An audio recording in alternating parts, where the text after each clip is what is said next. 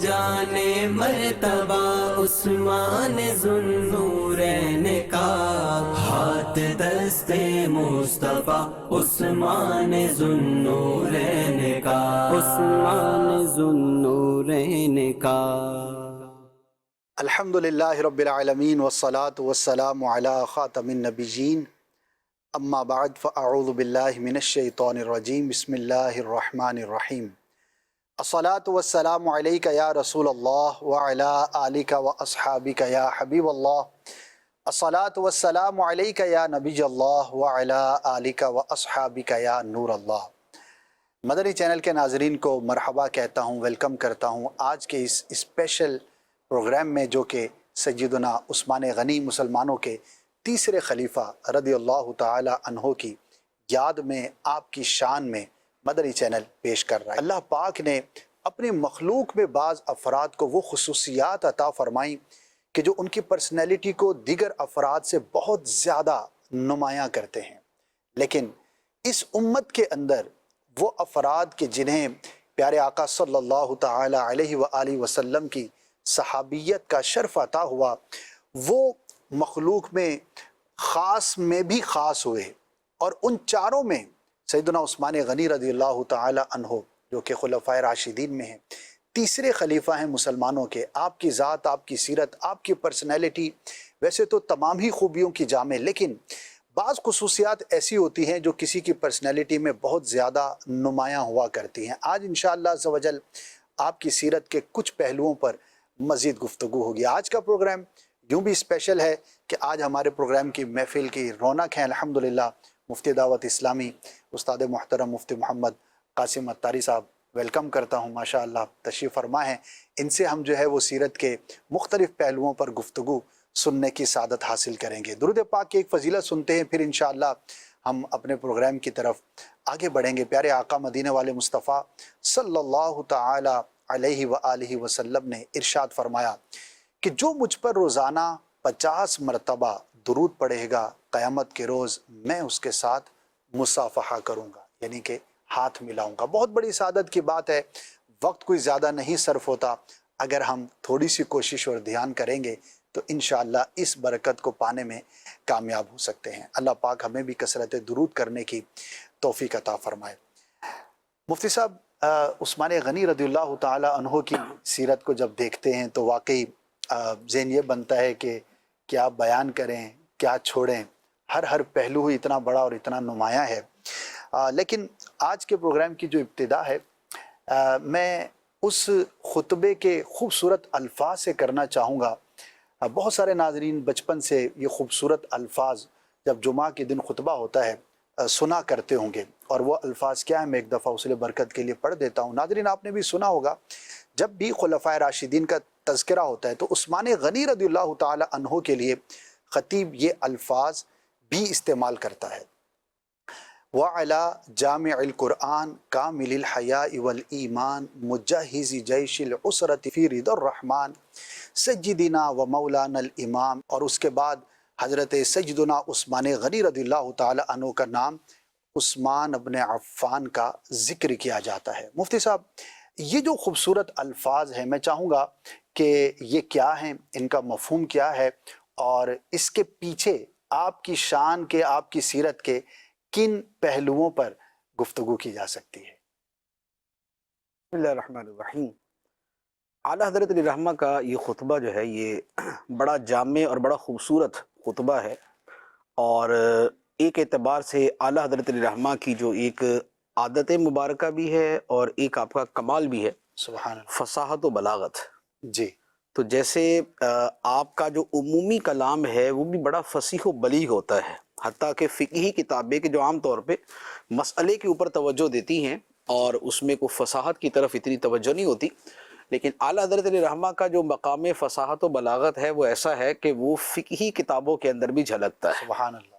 जिसकी एक बहुत बड़ी मिसाल यही है कि फ़तावा रज़विया शरीफ का जो खुतबा है, तो आपने उसके बारे में सुना होगा कि आला हज़रत अली रहमा ने जो फ़तावा रज़विया का खुतबा लिखा है, जैसे हम नॉर्मली पढ़ते हैं अल्हम्दुलिल्लाहि रब्बिल आलमीन वस्सलातु वस्सलामु अला सय्यिदिल मुरसलीन, ये जो खुतबा है تو اعلیٰ حضرت علیہ الرحمہ نے فتاویٰ رضویہ شریف کا جو خطبہ لکھا، چونکہ فتاویٰ رضویہ بذات خود علم کا ایک سمندر ہے، بے شک 30 جلدوں پر مشتمل ہے، تو اعلیٰ حضرت نے جو اس کا خطبہ لکھا وہ بھی اس کی شایان شان لکھا، سبحان اللہ سبحان اللہ. اور وہ خطبہ اس طرح لکھا کہ اس میں فقہی کتابوں کے نام تقریباً 100 کے برابر، واہ. 99 یا 100 کتابیں جو ہیں، سبحان اللہ. جیسے در مختار، رد المختار، بحر الرائق، نہر الفائق، فتح القدیر اور کفایہ، درایا، عنایہ، بنایا، یہ جتنے الفاظ ہیں اعلیٰ حضرت علیہ الرحمہ نے ان سب الفاظ کو نبی پاک صلی اللہ تعالیٰ علیہ وآلہ وسلم کے اوصاف بنا دیے، سبحان اللہ سبحان اللہ.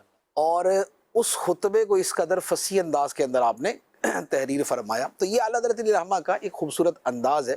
بے شک. بلکہ ذکر ہوا تو ایک اور چیز بھی عرض کروں کہ جی جی. جیسے اعلیٰ حضرت ہر رسالے کے شروع میں خطبہ لکھتے ہیں، جی. جو بھی رسالہ کتاب آپ کی ہوتی ہے اس کے شروع میں خطبہ ہوتا ہے. اس خطبے میں ایک بڑی خصوصیت یہ بھی ہوتی ہے کہ الحمد کے بعد اعلیٰ حضرت جو درود لکھتے ہیں جی. وہ درود بھی ایسا ہوتا ہے جو اس کتاب کے مضمون اور موضوع کے متعلق ہوتا ہے، سبحان کہ اللہ. جس طرح کا موضوع ہے اس طرح کا کیا بات. جو ہے وہ اس کا درود شریف جو ہے وہ ہوگا، کیا بات. اور وہ درود کسی نے جمع کر کے کتاب بھی اس کے اوپر اچھا شائع کی ہے. ماشاء اللہ. اچھا، تو اب یہی معاملہ جو ہے نا یہ اس میں ہے جو خطبہ آپ نے بیان کیا.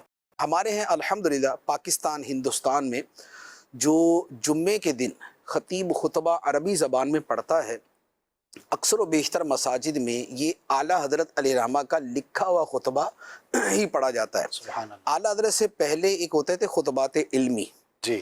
تو وہ پہلے زیادہ پڑھے جاتے تھے. پھر اعلیٰ حضرت علیہ الرحمہ نے جب اپنا فصیح و بلیغ خطبہ لکھا تو اس کے بعد جو ہے پھر اہل سنت میں وہی والا خطبہ جو ہے وہ رائج ہو زیادہ رائج ہو گیا. ماشاء اللہ. تو اس خطبے کے یہ الفاظ ہیں جو آپ نے بیان کیے، جی. تو اس میں کیا ہے کہ اعلیٰ حضرت علیہ الرحمہ نے اس میں جو نبی پاک علیہ الصلوۃ والسلام کا نام مبارک آیا تو آپ کی شان کے مطابق جو الفاظ مبارکہ ہے وہ بیان کیے. سبحان اللہ. صدیق اکبر رضی اللہ تعالیٰ عنہ کا جب نام آیا تو جو ان کی خصوصیات ہیں جی.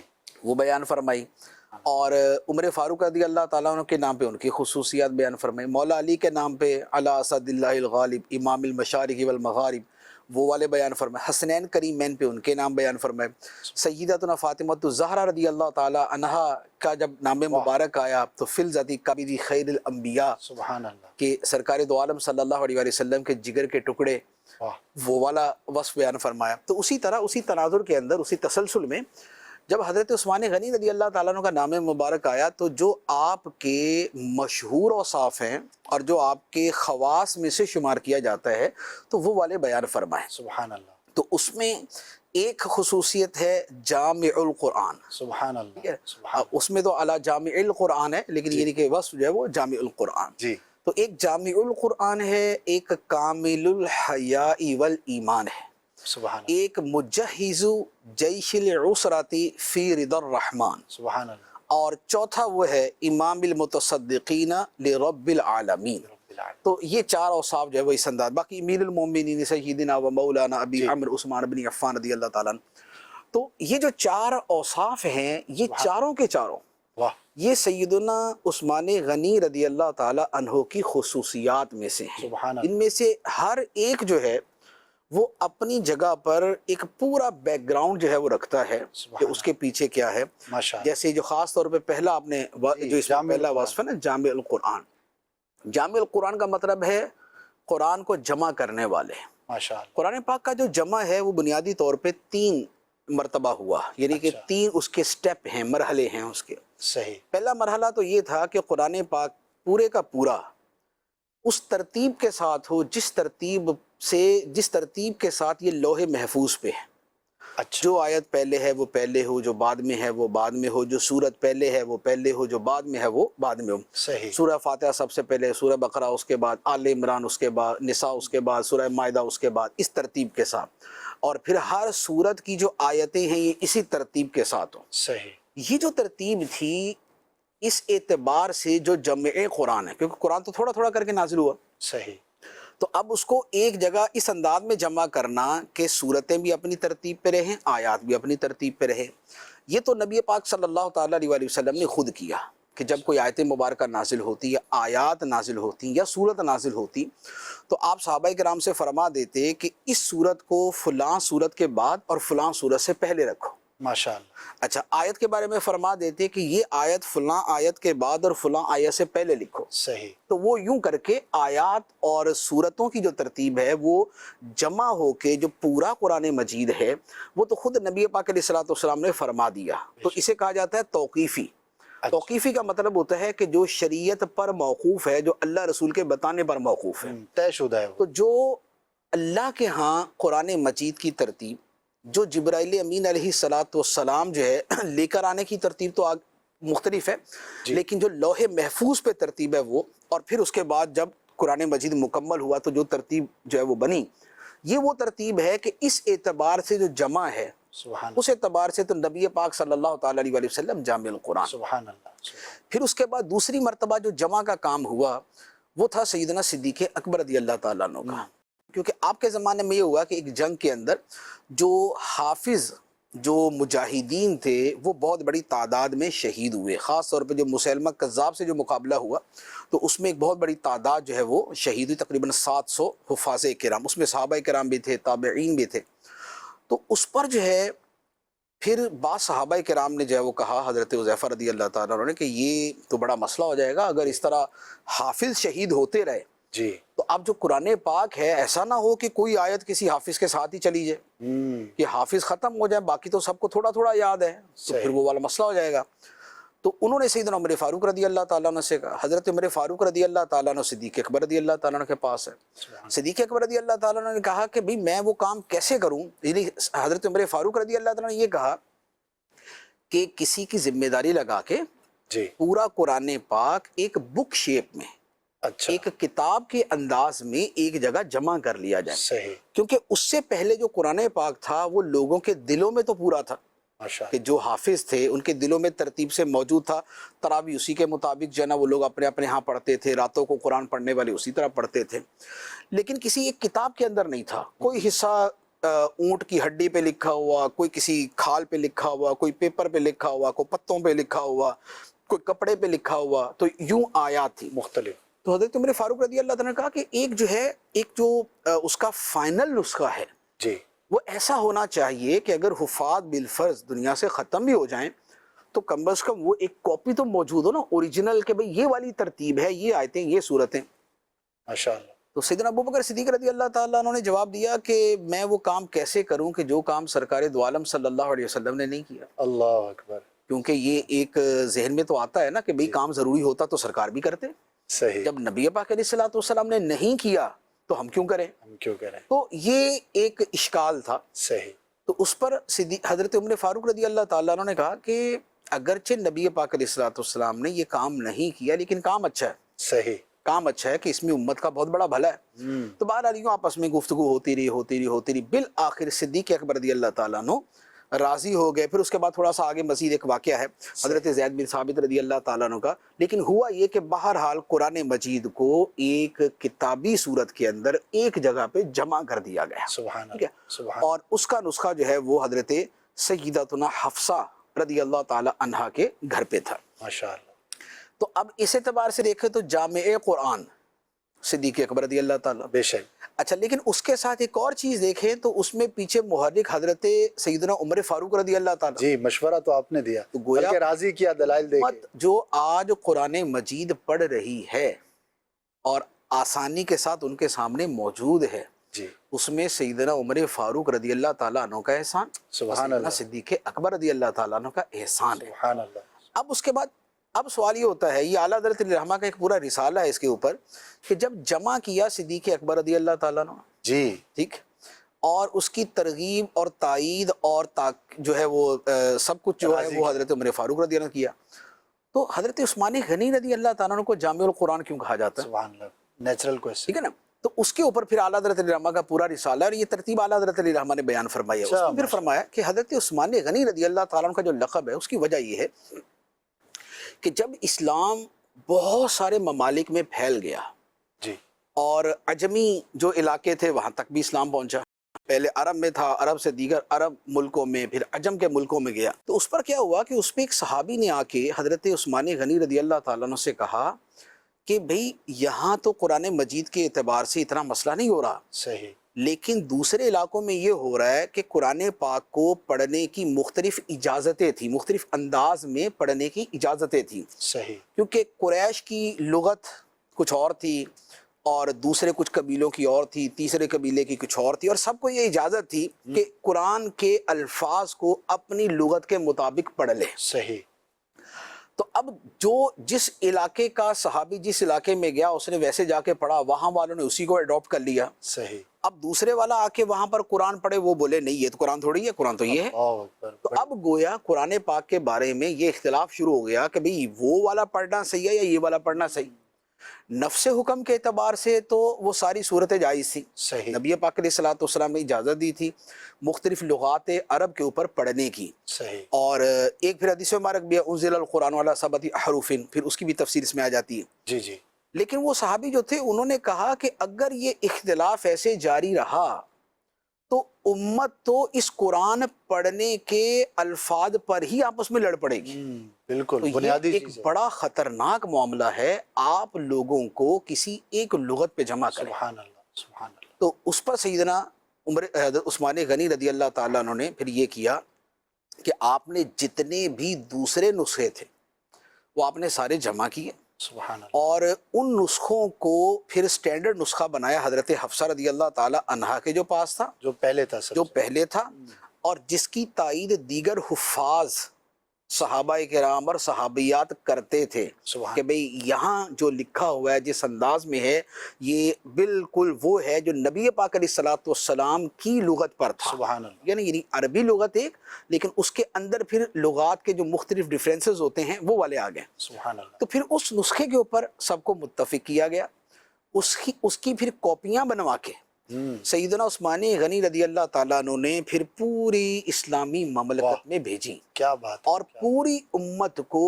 ایک انداز کے اوپر جمع فرمایا، سبحان اور وہ جو اضافی تھے وہ سارے کے سارے آپ نے جو ہے وہ رپوش کر دیے، وہ آپ نے سائیڈ میں کر دیے۔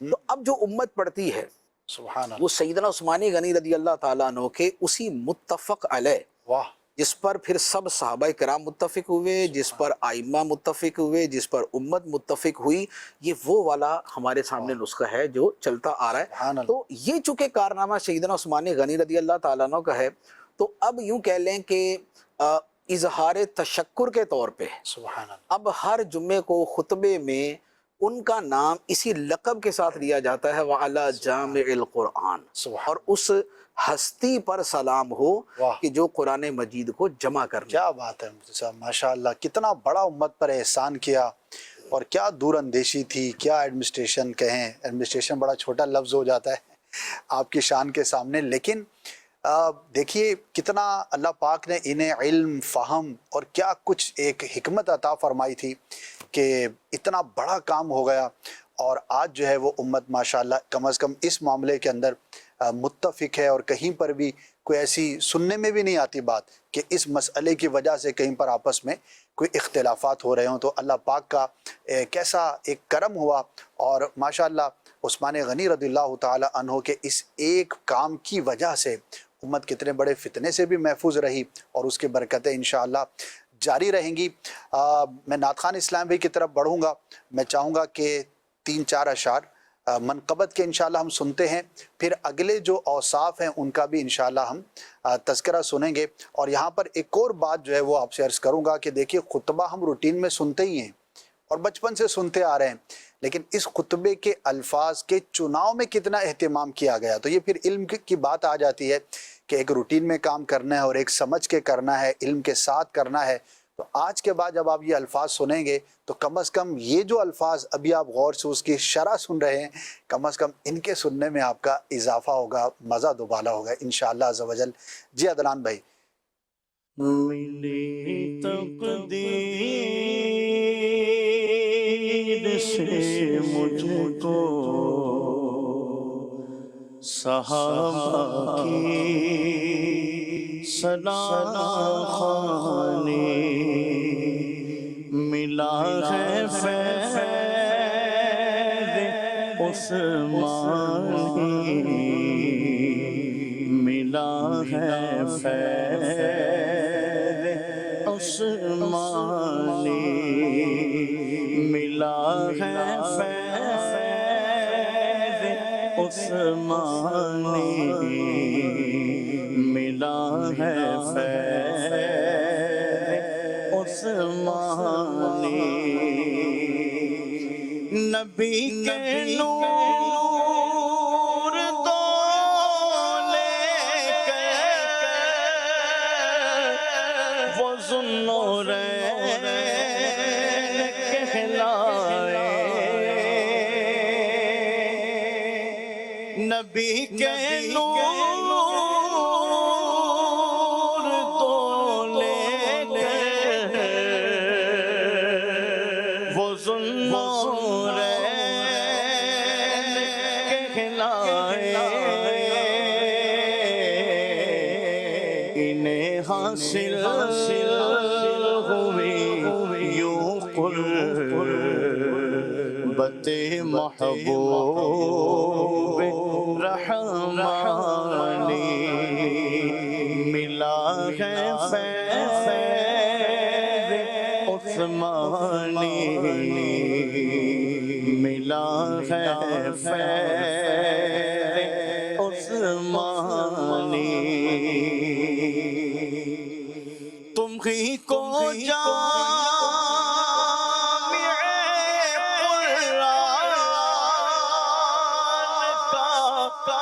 حق نے دیا منصب تم ہی کو جامع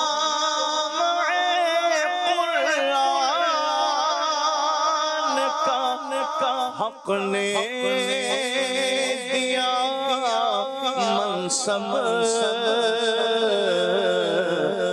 عطا قرآن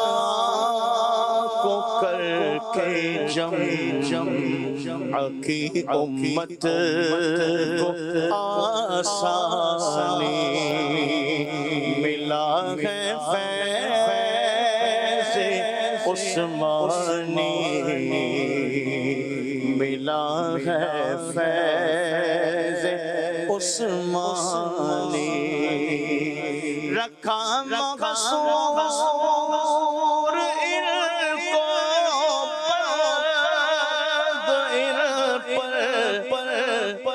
کر دیا پانی رکھا مقصور ان کو ان پر کر دیا پانی شہادت حضرت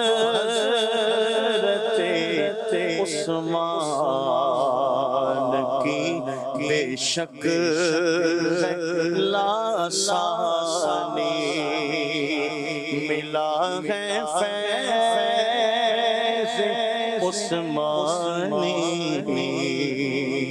ملا ہے فیض عثمانی خدا بھی اور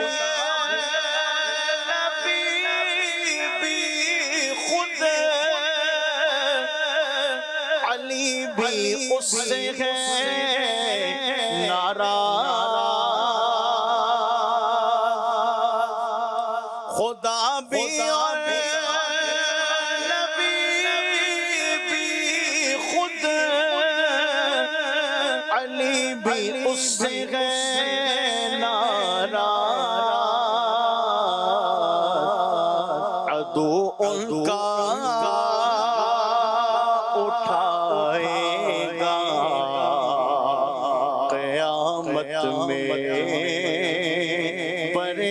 پریشانی ملا ہے فیض عثمانی ملا ہے فیض عثمانی سخن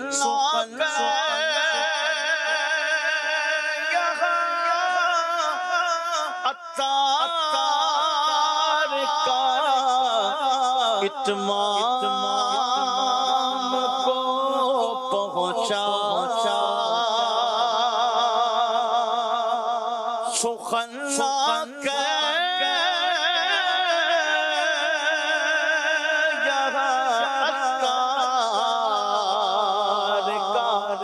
اتمام کو پہنچا تیری عظمت پہ ناطق اب بھی ہیں آیات قرآنی تیری عظمت پہ ناطق اب بھی ہیں آیات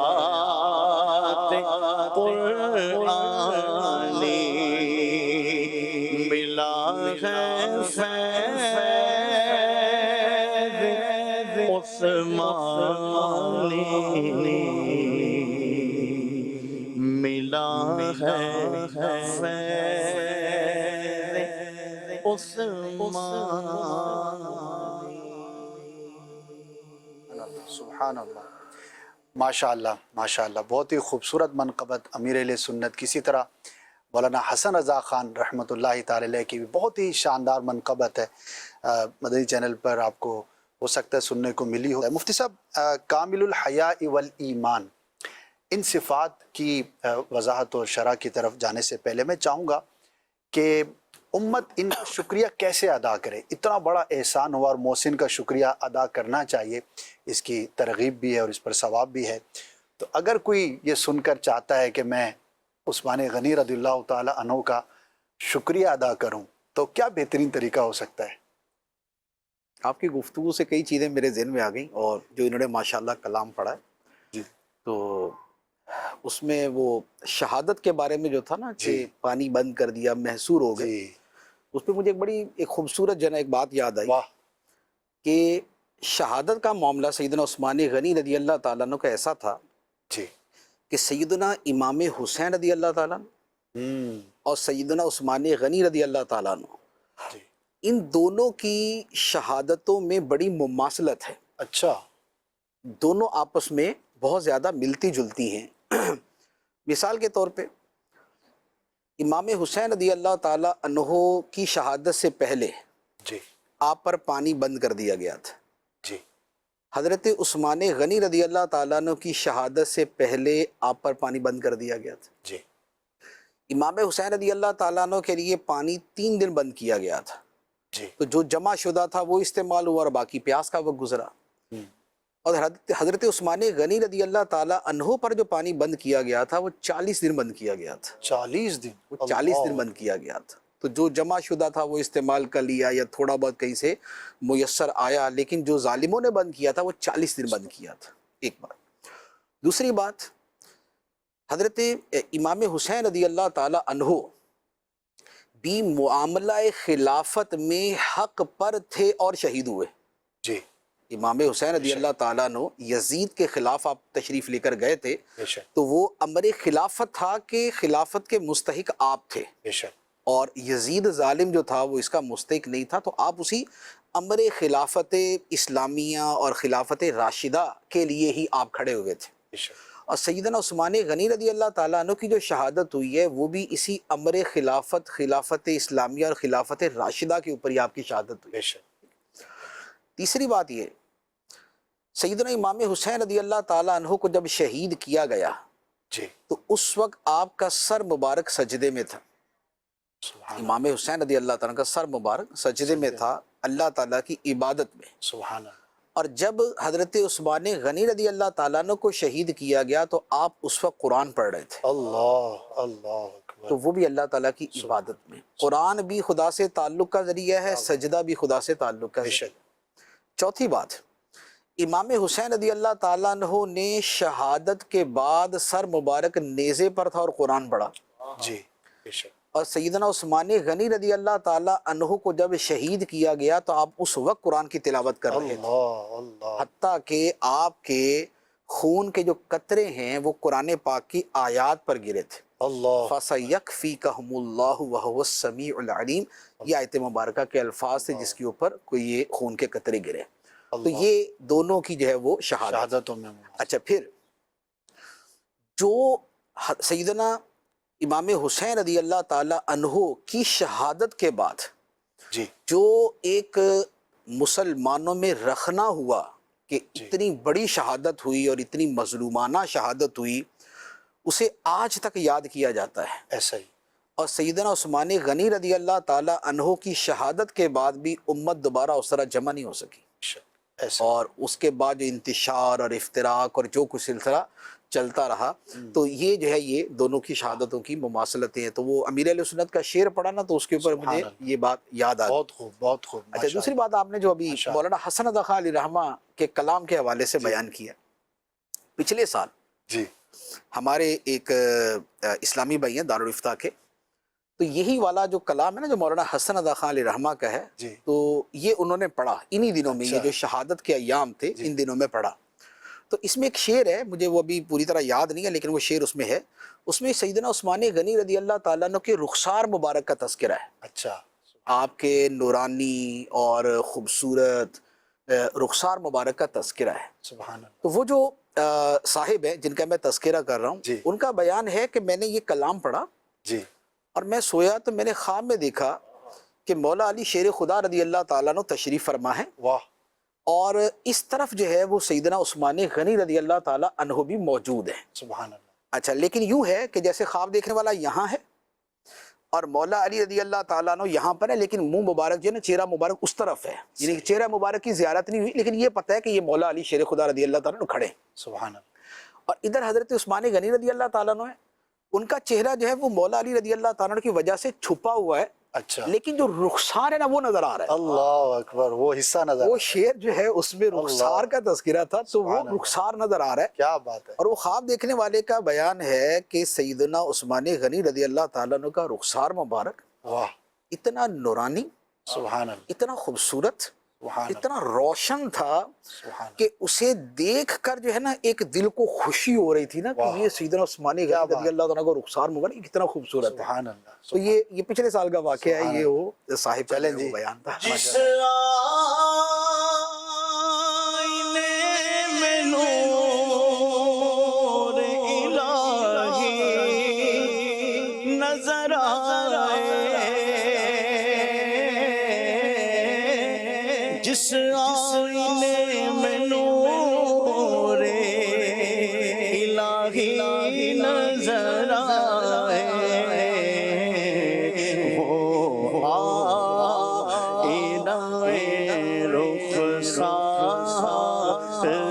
عثمان غنی کا وہ آئینہ رخسار ہے عثمان غنی کا،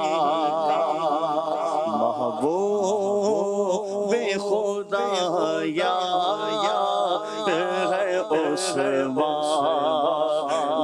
غنی.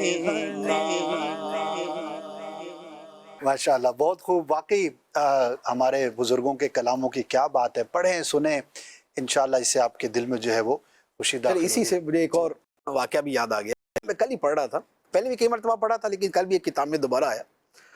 حضرت سیدنا سلطان باہو رحمۃ اللہ علیہ، سبحان اللہ.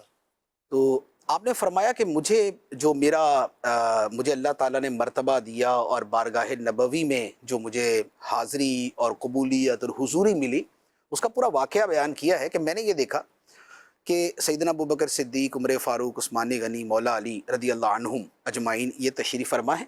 نبی پاک صلی اللہ تعالیٰ علیہ وسلم بھی جلوہ گر ہیں، سبحان اللہ. اور حضرت سیدتنا بی بی فاطمہ الزہرا رضی اللہ تعالیٰ عنہ بھی تشریف فرما ہے، اور امام حسن حسین رضی اللہ تعالیٰ عنہ بھی بیٹھے ہوئے.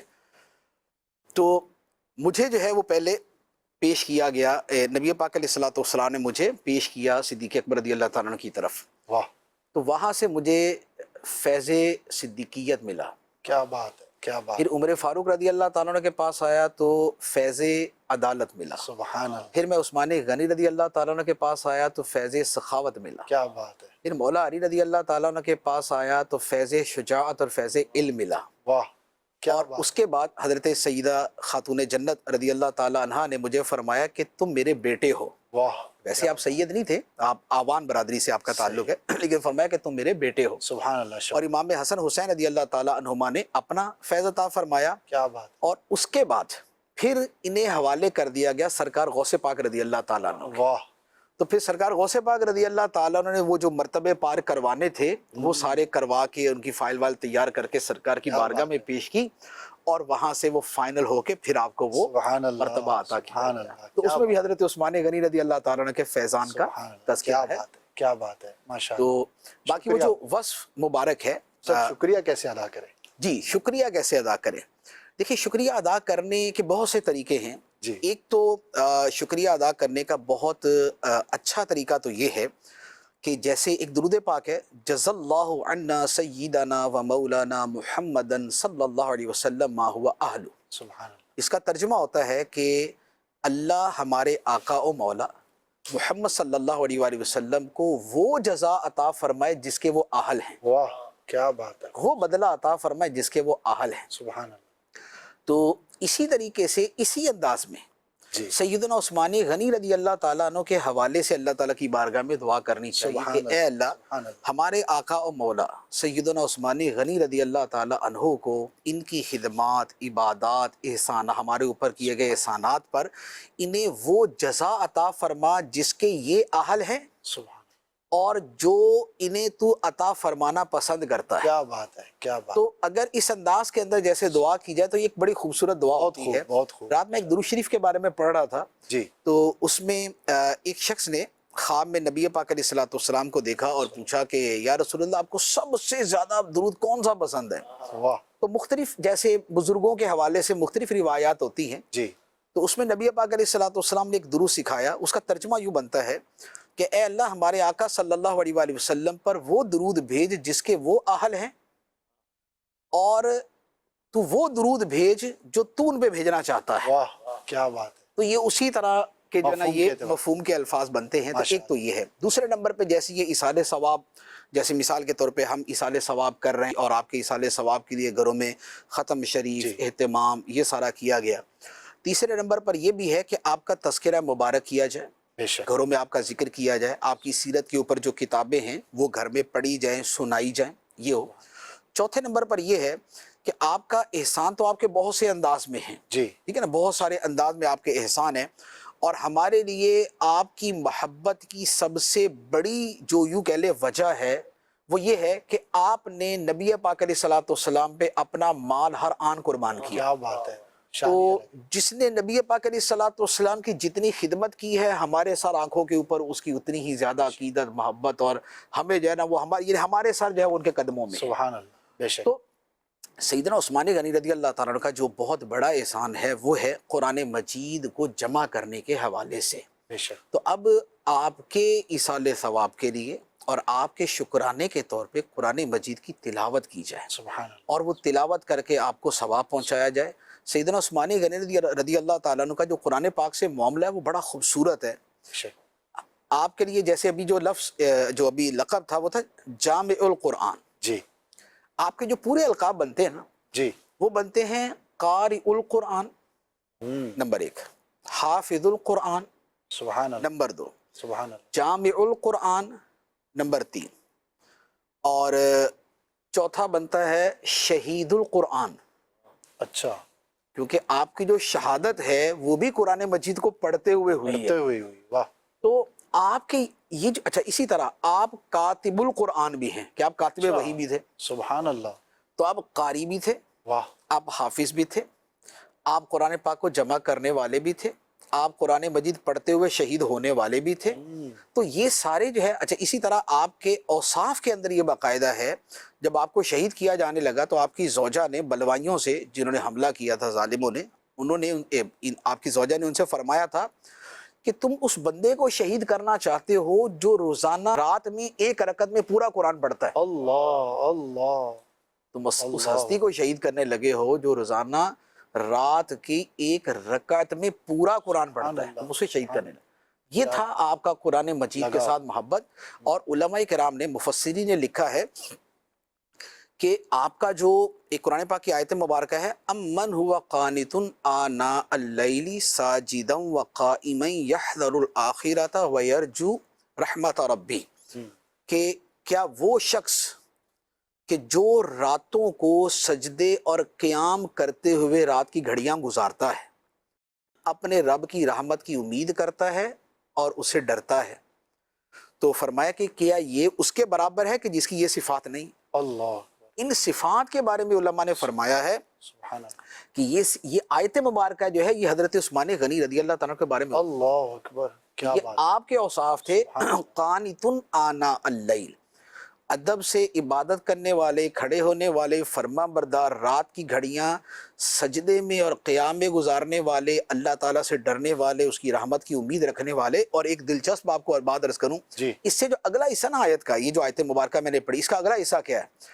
اس کا اگلا حصہ ہے قُلْ هَلْ يَسْتَوِي الَّذِينَ يَعْلَمُونَ وَالَّذِينَ لَا يَعْلَمُونَ۔ اللہ، مشہور آیت، اے حبیب تم فرما دو کیا جاننے والے اور نہ جاننے والے برابر ہیں؟ اللہ، اللہ، تو یہ جس سیاق کے اندر یہ آیت مبارکہ ہے، وہاں پر علم والے سیدنا عثمان غنی رضی اللہ تعالیٰ عنہ، کیا بات، یہ جاننے والے ہیں اور جان کے اس کے اوپر عمل کرنے والے ہیں۔ کیا بات ہے، اچھا، پھر ایک اور بڑی خوبصورت بات، مشہور ترین حدیث مبارک قرآن مجید پڑھنے پڑھانے کے حوالے سے اگر میں آپ سے سوال کروں کون سی ہے؟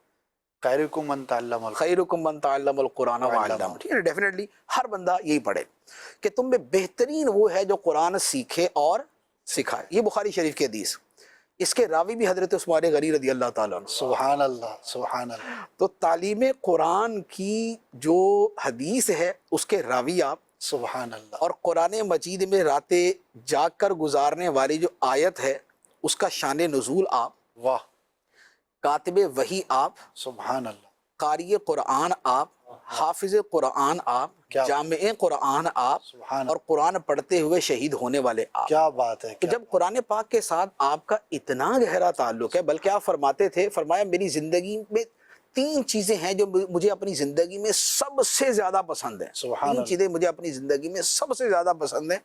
ایک ہے بھوکوں کو کھانا کھلانا، اچھا، دوسرا ہے جنہیں لباس کی تنگی ہو انہیں لباس دینا، اور تیسرا ہے قرآن مجید کی تلاوت کرنا۔ سبحان اللہ، فرمایا میری زندگی کی 3 سب سے بڑی کیا خواہشیں جو نا وہ یہ والی ہیں۔ کیا بات، اور ایک آپ کا فرمان ہے، آپ فرماتے ہیں کہ میں پسند نہیں کرتا کہ میرا کوئی دن ایسا گزرے کہ جس کے اندر میں اللہ کا قرآن نہ دیکھوں، اللہ، کیا لگاؤ، میں روزانہ اس کی زیارت جو ہے نا وہ ضرور کروں۔ سبحان اور اسی وجہ سے روزانہ رات کو قرآن پڑھنے والے اور ایک رکعت میں پورا قرآن پڑھنے والے، تو قرآن پاک کے ساتھ سیدنا عثمان بہت رضی اللہ تعالیٰ عنہ کی جو اتنی خصوصی محبت ہے، سبحان اللہ، تو اس کا تقاضا یہ ہے کہ ہم نے آپ کا شکریہ ادا کرنا ہو نا تو قرآن پاک کے ساتھ اپنا تعلق جو ہے نا وہ مضبوط مضبوط کرنا کریں، چاہیے۔ سبحان قرآن اللہ، پڑھنے کے حوالے سے، کیا بات، قرآن کی زیارت کے حوالے سے، قرآن یاد کرنے کے حوالے سے، قرآن پاک کی نشر و اشاعت کے حوالے سے، بلکہ آپ کا ایک لقب مجھے یاد ہے، ناشر القرآن، اچھا، واہ، کیونکہ آپ جمع بھی آپ نے کیا اور پھر پوری دنیا میں اسلامی ممالک کے اندر پھیلایا پھیلایا بھی، بھی، تو جامع القرآن بھی ہے، ناشر القرآن بھی۔ واہ، کیا تو یوں جب آپ کا قرآن سے اتنا تعلق ہے تو پھر آپ کی محبت کا تقاضا اور آپ کے شکریہ کا تقاضا یہ ہے کہ قرآن مجید کو اپنی زندگی کے اندر اس طرح شامل کیا جائے کہ کوئی دن زیارت قرآن کے بغیر نہ گزرے، سبحان اللہ، کوئی دن تلاوت قرآن کے بغیر نہ گزرے، سبحان اللہ، اور زندگی میں قرآن پاک کی خدمت کے حوالے سے کوئی نہ کوئی ہم جو نا ایسا ضرور کریں، خواہ کسی کو سکھا دیں، اولاد کو سکھا دیں، کسی کو قرآن مجید کو ترجمہ تفسیر جو ہے وہ ہم تحفے میں دے دیں، تو یوں ایسا کوئی نہ کوئی کام جو ہے وہ کریں۔ جیسے اس کی آپ مثال لے لیں، جی، امیر اہل سنت نے میسج آپ نے وائرل فرمایا ہے جی، قرآن پاک کے حوالے سے، جی، اے ایمان والو کتاب، جی، اس کا آپ نے ہدف دے دیا، سبحان تو اللہ، اس کتاب کا اتنے دنوں کے اندر جو ہے وہ مطالعہ کیا جائے گا۔ جی، ادھر سے یوم عثمان غنی ہے، سبحان اللہ، یوم جامع القرآن بھی ہے، یوم ناشر القرآن بھی ہے، یوم قاری القرآن بھی ہے، یوم حافظ القرآن بھی ہے، سبحان یوم شہید القرآن بھی ہے۔ کیا تو یہ ساری چیزیں جمع، اور اب اس کے ساتھ جو ہے قرآن مجید کی آیات کے ترجمہ و تفسیر پر مشتمل کتاب کا مطالعہ یہ شروع ہوگا۔ تو یوں کہہ لیں کہ یہ بہت سارے چیزوں کو اور بہت ساری خوبصورت امور کو اپنے اندر جو ہے وہ سمے ہوئے ہوگا. سبحان اللہ. قرآن پاک کی عظمت و شان بھی ہوگی, علم بھی ہوگا, سیدنا عثمان غنی رضی اللہ عنہ کی یاد بھی ہو جائے. کیا بات ہے مفتی صاحب, یقین کریں دل تو کرتا ہے کہ اسی وصف پہ ہی کلام ہوتا رہے. اور قرآن جو ہے پھر ماشاءاللہ کیا بات ہے, پھر تذکرہ قرآن بزبان مفسر قرآن, تو پھر یہ کیا ہی بات ہے. اللہ پاک مفتی صاحب آپ کو بھی برکت دے, آپ کی جو خدمات ہیں, تفسیر صراط الجنان آپ پڑھتے ہیں, اور انشاءاللہ مختصر تفسیر جو ہے وہ عنقریب. اور اے ایمان والوں بھی غالباً آپ ہی کی تحریر ہے. جی یہ مجھ گناہ گار. سبحان اللہ. تو مفتی صاحب ہی کی تحریر ہے اور ماشاءاللہ اسی کی ترغیب ہے. تو ناظرین نیتیں کریں اور اس کو جو ہے وہ بالکل ہم نے پیچھے نہیں ہٹنا, اور کوشش کر کے جو بھی ہمیں ہدف دیا گیا ہے تھوڑا تھوڑا کر کے روزانہ پڑھ لیں, تاکہ یہ مکمل اور ہمارا سینہ بھی جو ہے وہ نور قرآن سے منور ہوتا چلا جائے. تو یہ ایک عملی جو ہے, ایک کہہ لیں کہ جواب بھی ہے, عملی طور پر ایک اقدام بھی ہے, اور یہ وہ پازیٹیو میسیج ہے کہ جو پوری امت کے اندر عام ہونا جتنا زیادہ ہوگا انشاءاللہ عز و جل اتنا ہی زیادہ اس کی امت کو برکتیں ملیں گی. یہ وہ جو ہے یہ امیر اہل سنت کا میں اعلان بھی جو ہے نا وہ باقاعدہ پڑھ دیتا ہوں. تو اس کا سیاق و سباق بیان کر کے فرمایا کہ دنیا بھر کے عاشقان رسول سے درخواست کی جاتی ہے کہ جس سے بن پڑے وہ قرآن کریم میں یا ایھا الذین آمنو سے شروع ہونے والی تمام یعنی 89 آیات مبارکہ کے ترجمہ و تفسیر پر مشتمل 618 صفحات کی مکتبۃ المدینہ کی بہت ہی پیاری کتاب اے ایمان والو کم و بیش 92 دن میں پڑھ یا سن لے. انشاءاللہ الکریم ڈھیروں معلومات حاصل ہونے کے ساتھ ساتھ قرآن کریم کی عظمت دل میں خوب بڑھ جائے گی. یا اللہ پاک جو اسلامی بھائی یا اسلامی بہن میری درخواست پر عمل کر کے بفیضان قرآن اس کے روزی روزگار میں خیر و برکت عطا فرما, اور قرآن کریم کے صدقے اسے ماں باپ سمیت بے حساب بخش دے. آمین بجاہ خاتم النبیین صلی اللہ علیہ وآلہ وسلم. سبحان اللہ. یہی ہے آرزو تعلیم قرآن ہو جائے, یہی ہے آرزو تعلیم قرآن ہو جائے, تلاوت کرنا صبح و شام میرا کام ہو جائے, تلاوت کرنا صبح و شام میرا کام ہو جائے. آمین آمین آمین. جی مفتی صاحب, کامل الحیاء والایمان. جی کامل الحیاء والایمان, اس میں دو چیزوں کے اندر کمال بیان فرمایا ہے, ایک حیا میں اور ایک ایمان میں. ایمان. اچھا یہ دو ایک اعتبار سے تو دو وصف ہیں, اور ایک اعتبار سے یہ اعلیٰ حضرت کی فصاحت کا ایک اور انداز ہے. اچھا وہ کیسے؟ وہ یوں ہے کہ اصل جو وصف معروف ہے سیدنا عثمان غنی رضی اللہ تعالیٰ عنہ کا وہ حیا ہے. جی. ٹھیک ہے نا. ایمان کے اعتبار سے تو سب کے ہی اسماء مبارکہ آ جاتے ہیں نا, خاص طور پہ صحابہ کرام کے, کہ وہ سارے مومنین ہیں, مومنوں کے سردار ہیں. لقد رضی اللہ عن المؤمنین کے مصداق ہیں وہ, رضی اللہ عنہ ورضوا عنہ ان کی شان ہے, اور ان کے ناموں کے ساتھ جو ہے وہ رضی اللہ عنہ اور عنہم جو ہے وہ استعمال ہوتا ہے. تو ایمان جو ہے کامل الایمان تو سارے صحابہ کرام. بے شک. ہاں اس میں درجے کے اعتبار سے فرق ہے, وہ ہمارا جو عقیدہ ہے اس کے مطابق. لیکن اعلیٰ حضرت رحمہ نے کامل الحیاء والایمان فرمایا. سبحان اللہ. اس کی وجہ یہ ہے کہ اصل میں جو حیا کی حدیث ہے, حیا کے بارے میں جو حدیث ہے, وہ حدیث یوں ہے کہ ایمان کی 70 سے زیادہ شاخیں ہیں. جی. الایمان بضع و 70 شعبۃ, ایمان کی 70 سے زیادہ شاخیں ہیں, اور فرمایا کہ اعلیٰ لا الہ الا اللہ. سبحان اللہ. جو سب سے بلند شاخ ہے وہ لا الہ الا اللہ ہے. سبحان اللہ. وَأَدْنَاهَا إِمَاطَةُ الْأَذَىٰ عَنِ الطَّرِيقِ, اور جو سب سے نچلی شاخ ہے وہ ہے راستے سے تکلیف دہ شے ہٹا دینا. صحیح. وَالْحَيَاءُ شُعْبَةٌ مِنَ الْإِيمَانِ, اور حیا ایمان کا مرکزی شعبہ ہے. سبحان اللہ. تو حدیث جو ہے بیسیکلی وہ ہے حدیث شعب ایمان, صحیح. ایمان کی شاخوں کے بارے میں حدیث. صحیح. اور جو حیا کی حدیث ہے اسے بھی نبی پاک علیہ الصلوۃ والسلام نے فرمایا شعبۃ من الایمان. بے شک. تو جو حدیث کی ابتدا ہے وہ بھی ایمان سے ہے، اور جو حدیث کی انتہا ہے وہ بھی ایمان پہ ہے۔ بے شک، الایمان سے شروع ہے اور الایمان پہ ختم ہے، سبحان اللہ، اور اس میں ساتھ میں حیا کا بیان ہے، واہ، اور حیا حضرت عثمان غنی رضی اللہ تعالیٰ عنہ کا بنیادی وصف ہے، بے شک، تو اس لیے کامل الحیا کے ساتھ والایمان فرمایا۔ کیا بات ہے، خوبصورت، ماشاء اللہ، تو یہ اعلیٰ حضرت رحمہ کا جو یوں کہہ لے کہ فصاحت بھی، کیا بات، احادیث پہ توجہ بھی، استحضار الفاظ بھی، واہ، پھر اس کے مطابق کلام کی مطابقت بھی، جامع القرآن کے وزن کے اوپر آگے یہ کلام بھی، تو یوں یہ ساری خوبصورتیاں جو ہے یہ اس کے اندر دو الفاظ کے اندر، کیا بات ہے، یہ ہے۔ اچھا، اب ہے حیا۔ جی، تو حیا کا معاملہ یہ ہے کہ حیا کے بارے میں حدیث مبارک ہے کہ حیا سراسر خیر ہے، سبحان اللہ، الحیاء خیر کلہ، واہ، فرمایا حیا خیر ہی خیر ہے، سبحان حیا خیر ہی خیر ہے، کیونکہ حیا کیا ہے؟ حیا انسان کے اندر وہ حالت و کیفیت ہے کہ جس کی وجہ سے وہ برائی سے رکتا ہے۔ بے شک، حیا اس کیفیت کا نام ہے کہ جس کی وجہ سے آدمی برائی سے رکے، تو حیا جو ہے یہ سراسر خیر ہوتی ہے۔ بے شک، اور سیدنا عثمان غنی رضی اللہ تعالیٰ عنہ کی حیا کا مقام یہ تھا کہ نبی پاک صلی اللہ تعالیٰ علیہ وسلم نے فرمایا کہ میری امت میں حیا کے اندر وصف شرم و حیا میں سب سے زیادہ عثمان غنی رضی اللہ تعالیٰ، سبحان اللہ، سبحان یعنی اللہ، پوری کیا امت بات میں۔ ہے، کیا بات، اب آپ غور کریں کہ نبی پاک علیہ الصلوۃ والسلام فرما رہے ہیں جن کو اپنے ایک ایک امتی کا پتہ ہے، بے شک، وَيَكُونَ الرَّسُولُ عَلَيْكُمْ شَهِيدًا، اور یہ رسول اے امتیو تم پر گواہ ہیں۔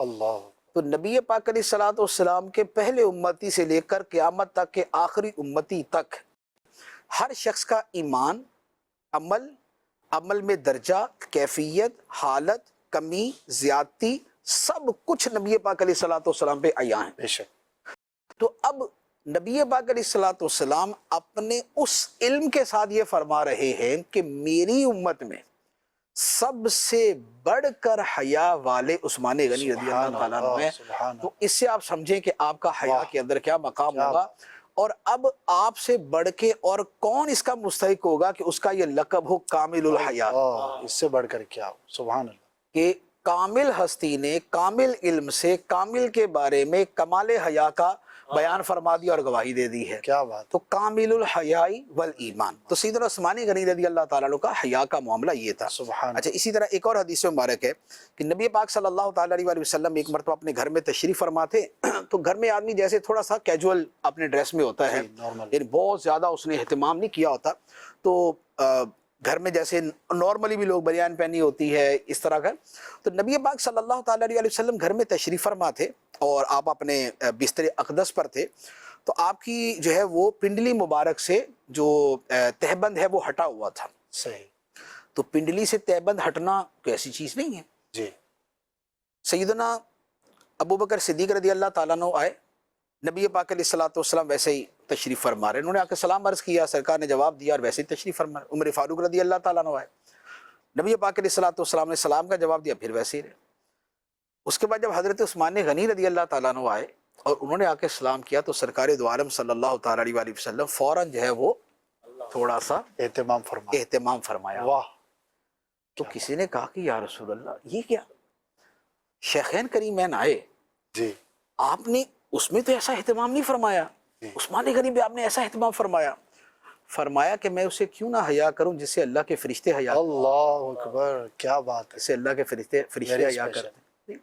تو یہ ہے آپ کا حیا کا مقام۔ کیا بات ہے، اب تین چیزیں آپ دیکھیں آپ کی حیا کے حوالے سے، ایک تو آپ کے بارے میں یہ فرمایا کہ سب سے بڑھ کر حیادار یہ، سبحان اللہ، نمبر دو آپ کی خاطر نبی پاک علیہ الصلوۃ والسلام نے مزید حیا کا اہتمام فرمایا، بے شک، اور تیسرا سرکار علیہ الصلوۃ والسلام نے یہ فرمایا کہ فرشتے ان سے حیا کرتے ہیں۔ رشتے کرتے ہیں، واہ، اب آپ دیکھیں کہ فرشتے بھی جس سے حیا کریں اس کا مقام اس کیا، کی حیا کا مقام کیا ہوگا۔ اللہ، تو یہ ہے آپ کا کامل الحیاء کا جو وصف ہے، یہ وہ وصف ہے۔ کیا بات ہے مفتی صاحب، اللہ پاک ہمیں ان کا صدقہ نصیب فرمائے۔ نیکسٹ کی طرف میں بڑھوں گا، وہ ذرا تھوڑا سا جوش اچھا، جی جی جی، علو شان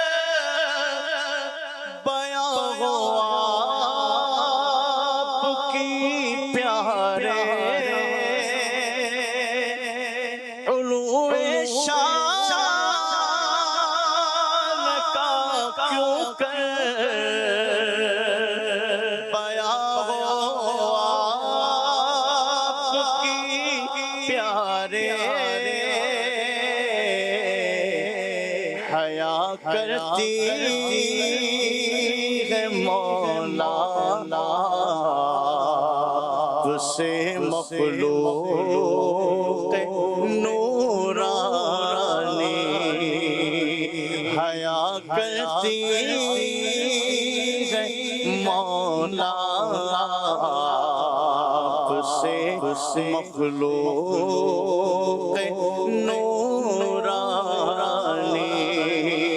ملا ہے فیض عثمانی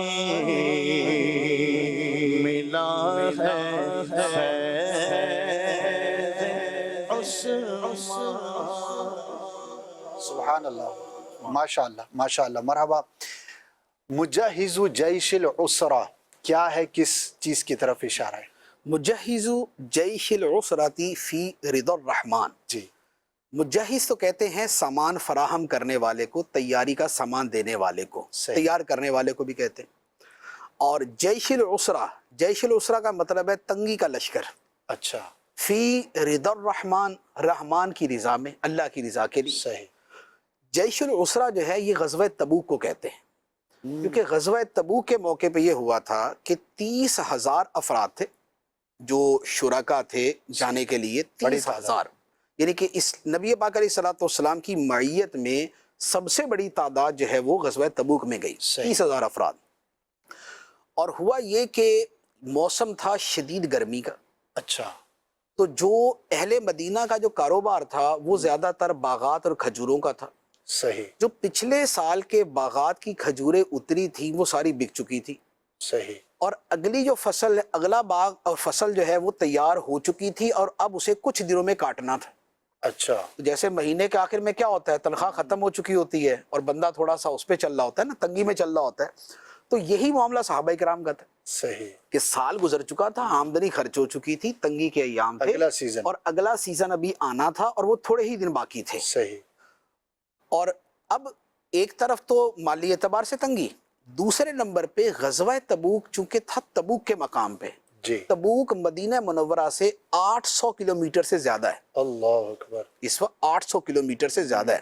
بہت دور ہے. تو اب لازمی بات ہے کہ بدر شریف جو ہے 125 کلومیٹر، صحیح، تو اگر اس جنگ میں گئے تو زیادہ راہ سامان اتنا چاہیے، بے شک، اور 800 کلومیٹر جانا ہو تو زیادہ راہ سامان اتنا چاہیے. بے شک. تو سفر بھی دور، موسم بھی گرمی کا، حالات بھی ویسے، تعداد بھی زیادہ. تو ساری چیزیں جمع ہو کر اتنی تنگی تھی کہ اس کا نام ہی جیش العسرہ رکھا گیا. یہ تنگی کا لشکر تھا. اللہ اکبر. اب جب تنگی تھی تو نبی پاک علیہ السلام نے صحابہ کرام میں اعلان فرمایا کہ اللہ کی راہ میں دو، واہ، کہ سب دیں گے تو ہی جو ہے یہ سارا کچھ آگے ہو سکے گا، سارے مرحلے طے ہوں گے.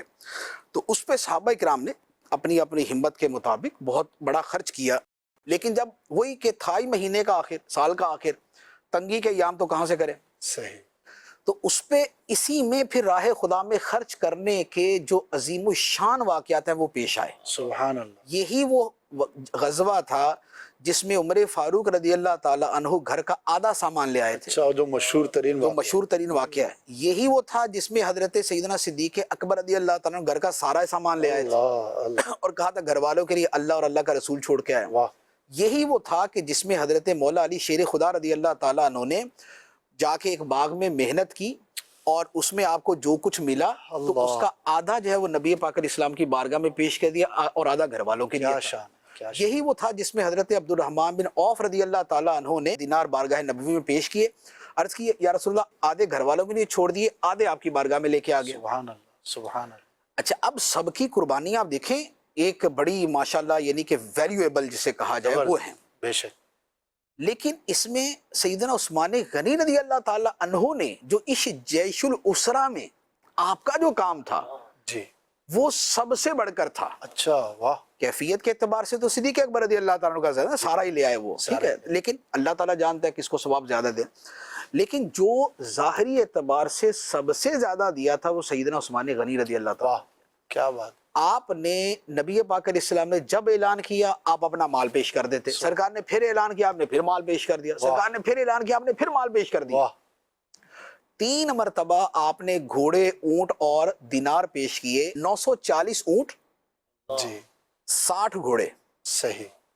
ایک ہزار کی تعداد پوری کی، 940 اونٹ 60 گھوڑے آپ نے اللہ کی راہ میں دیے، اور 10,000 دینار یعنی سونے کے سکے، وہ اس کے علاوہ، یہ اس کے علاوہ نبی پاک علیہ الصلوۃ والسلام کی بارگاہ میں پیش کیے، واہ، اور سرکار صلی اللہ تعالی علیہ وآلہ وسلم ان جو ہے وہ دیناروں کو آپ نے ہاتھ میں پکڑ کے آپ اتنا خوش تھے، اتنا خوش تھے، آپ نے فرمایا کہ آج کے بعد عثمان جو مرضی کر لے اللہ تعالیٰ نے اسے بخش دیا، اللہ اللہ، کیا بات، جو مرضی کر لے اللہ تعالیٰ نے اسے بخش دیا۔ کیا گہرائی، یہ اپنی خوشنودی کے اظہار کا ایک انتہائی اعلیٰ طریقہ ہے، بے شک، ورنہ تو سیدنا عثمان غنی رضی اللہ تعالیٰ جو کامل الحیاء والایمان ہے، جی، حیا کہتے ہیں نافرمانی سے روکنے کی کیفیت کو، اور وہ اس میں سب سے زیادہ کامل ہے، سبحان اللہ، تو لہٰذا انہوں نے غلط کرنا تھا، صحیح، لیکن اپنی خوشی کا اظہار ہے کہ یار سبحان اللہ، اس کے بعد جو مرضی کر دو تمہاری بخشش ہے۔ کیا بات ہے، تو جسے کہا جائے نا کہ نبی پاک صلی اللہ تعالی علیہ وآلہ وسلم کا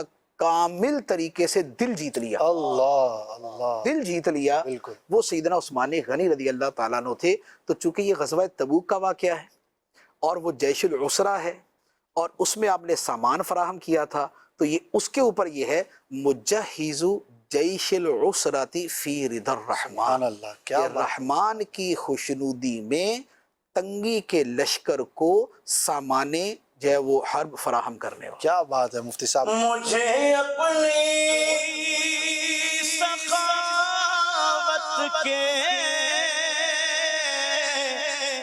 سمندر سے کوئی قطرہ، مجھے اپنی سخاوت کے سمندر سے کوئی قطرہ عطا کر دو، نہیں درکار مجھ کو تاج سلطانی، ملا ہے فیض عثمانی، ملا ہے فیض عثمانی، امام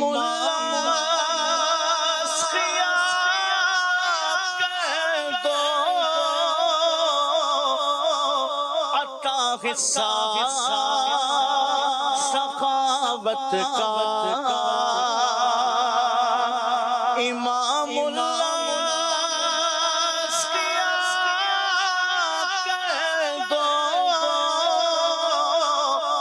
عطا حصہ سخاوت کا، قناعت ہو عنایت کے، نہ دولت کی فراوانی، ملا ہے فیض عثمانی، ملا ہے فیض عثمانی۔ ایک واقعہ میں عرض کروں، جی جی، ایک نقشبندی بزرگ ہیں غاتو حضرت خواجہ معصوم سرہندی رحمۃ اللہ علیہ، مجدد الثانی رحمۃ اللہ علیہ کے شہزادے، اور یا کوئی دوسرے بزرگ ہیں لیکن ہے نقشبندی بزرگ، جی، انہوں نے ایک بڑا خوبصورت واقعہ لکھا ہے۔ سبحان اللہ، انہوں نے فرمایا میں مدینہ منورہ حاضر ہوا تو میں سنہری جالیوں پہ نبی پاک علیہ الصلوۃ والسلام کی بارگاہ میں گیا تو سرکار نے بڑا کرم فرمایا، بہت کچھ عطا فرمایا، اور شیخین کریمین بھی تشریف فرما ہیں، تو لیکن وہ نبی پاک علیہ الصلوۃ والسلام کے ساتھ ہیں۔ اس کے بعد میں بقی شریف حاضر ہوا، حضرت عائشہ صدیقہ رضی اللہ تعالیٰ عنہ کے روضہ اطہر پہ، سیدہ فاطمہ الزہرا رضی اللہ تعالیٰ عنہ کے روضہ اطہر پہ، تو وہاں سے بھی مجھے فیضان ملا، یعنی مجھے زیارت ہوئی، فیضان ملا۔ سبحان اللہ، اس کے بعد میں حضرت عثمان غنی رضی اللہ تعالیٰ عنہ کے مزار شریف پہ حاضر ہوا۔ سبحان اللہ، یہ ذرا بقی شریف میں تھوڑا سا آگے جا کے آتا ہے۔ میں وہاں گیا تو حضرت عثمان غنی رضی اللہ تعالیٰ عنہ نے مجھے بہت عطا فرمایا، واہ، بہت عطا فرمایا۔ تو دل میں آیا کہ بھئی سخی ہیں، سخاوت آپ کا وصف ہے، اس لیے بہت عطا فرمایا۔ اس کے بعد لیکن میرے دل میں خیال آیا کہ یار حیرت کی بات ہے، انہوں نے تو اتنا عطا فرمایا ہے لیکن حضرت ابو بکر صدیق اور عمر فاروق رضی اللہ تعالیٰ عنہما نے کچھ بھی عطا نہیں فرمایا. اللہ اکبر. وہ بھی تو فیض انہوں نے بھی دینا تھا, انہوں نے کچھ بھی نہیں دیا. حضرت عثمان غنی رضی اللہ عنہ نے اتنا سارا دے دیا, اللہ کے مرتبہ تو شیخین کریمین کا زیادہ ہے. بے شک. فرماتے ہیں کہ پھر اللہ تعالیٰ کی طرف سے میرے دل میں یہ بات آئی کہ اصل وجہ یہ تھی کہ چونکہ شیخین کریمین جو ہیں وہ نبی پاک علیہ الصلوۃ والسلام کے ساتھ ہی ہوتے ہیں. اللہ اکبر. تو جب بڑی بارگاہ سے مل رہا ہے تو وہ ادبن جو ہے نا وہ بس ایسے ہی رہتے ہیں. وہ کیا بات ہے, کیا ذوق کی بات ہے. انہوں نے جو دینا ہوتا ہے نا وہ بھی سرکاری کو پیش کر دے کہ یا رسول اللہ آپ عطا فرما دیں. سبحان اللہ. اور عثمان غنی رضی اللہ تعالیٰ ذرا ہٹ کے ہیں تو ان کا ذرا دربار جدا ہے, تو لہذا وہاں گیا تو انہوں نے پھر اپنے اعتبار سے مجھے عطا مینشننگ فرما ہو گئی وہاں پہ الگ سے. سرکار سے پائیں گے مرادوں پہ مرادیں, سرکار سے پائیں گے مرادوں پہ مرادیں, دربار یہ دربار ہے عثمان غنی کا, دربار یہ دربار ہے عثمان غنی کا. سبحان اللہ, ماشاء اللہ. ناظرین, بہت سارے جو ہے وہ سوالات بھی باقی رہ گئے, کئی ٹاپکس جو ہے وہ باقی رہ گئے, لیکن چلیں ایک حاضری لگوانے والی بات ہوتی ہے. ماشاءاللہ خوب کلام سنا آپ نے. اللہ پاک ہمیں سیدنا عثمان غنی رضی اللہ تعالی عنہ کی برکتوں سے مالا مال فرمائے. عدنان بھائی انشاءاللہ کلام پڑھیں گے, اور اسی دوران محسن بھائی تشریف لا چکے ہیں, ان کے ساتھ ہمارے دیگر مبلغین بھی ہیں. انشاءاللہ اب وہ سلسلے کو آگے بڑھائیں گے, اور یہ ٹرانسمیشن جو ہے وہ مزید 1 گھنٹہ کم و بیش جاری رہے گی. آپ ساتھ رہیے. اللہ پاک ہمیں بھی خوب خوب برکتیں حاصل کرنے کی توفیق عطا فرمائے. جی کلام.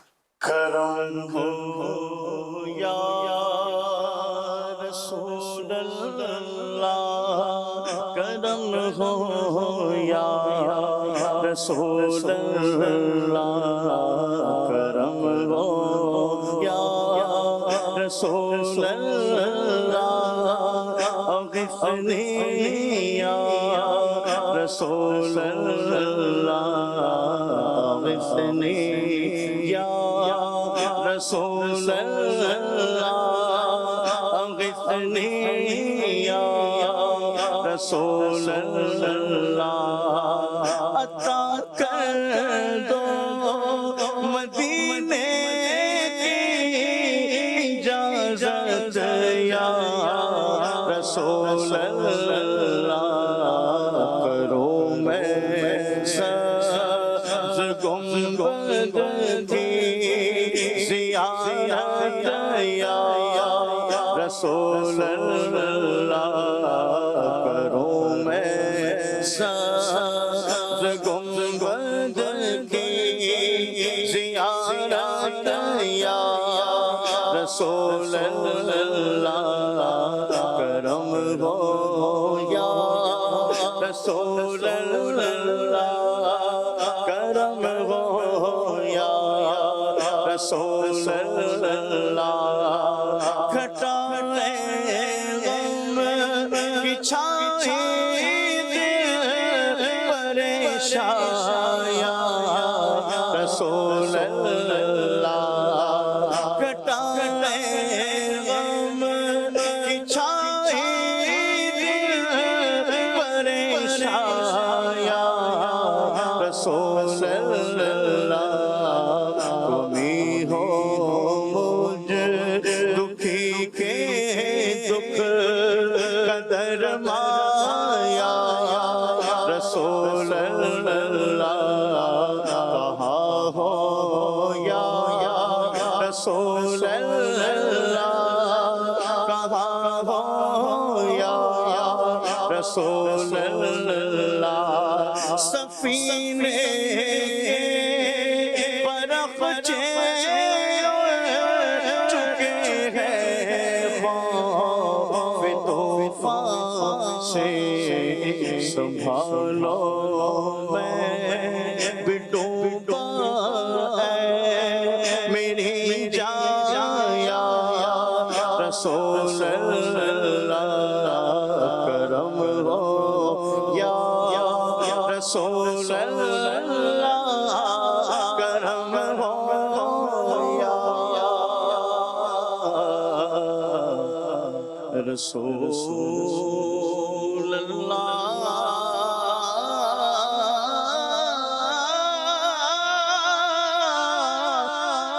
یا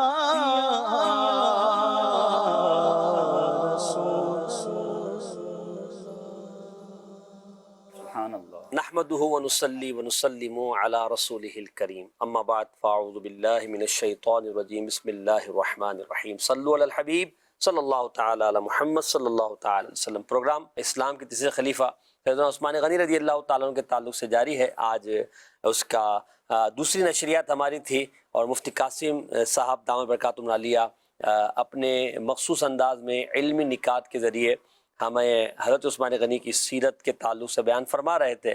اور خطبات رضویہ میں سے خطبے کے 4 جو اوصاف حضرت عثمان غنی کے خطبے میں بیان کیے گئے ان کے تحت مفتی قاسم صاحب نے ذکر فرمایا.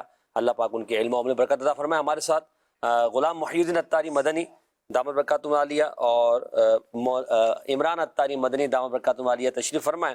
عدنان بھائی تو ماشاءاللہ شروع سے ہی تشریف فرما ہے اور آخر تک انشاءاللہ تشریف فرما رہیں گے. حضرت عثمان غنی رضی اللہ تعالیٰ عنہ کے بارے میں بہت سارے ان کے فضائل اور کمالات ہیں.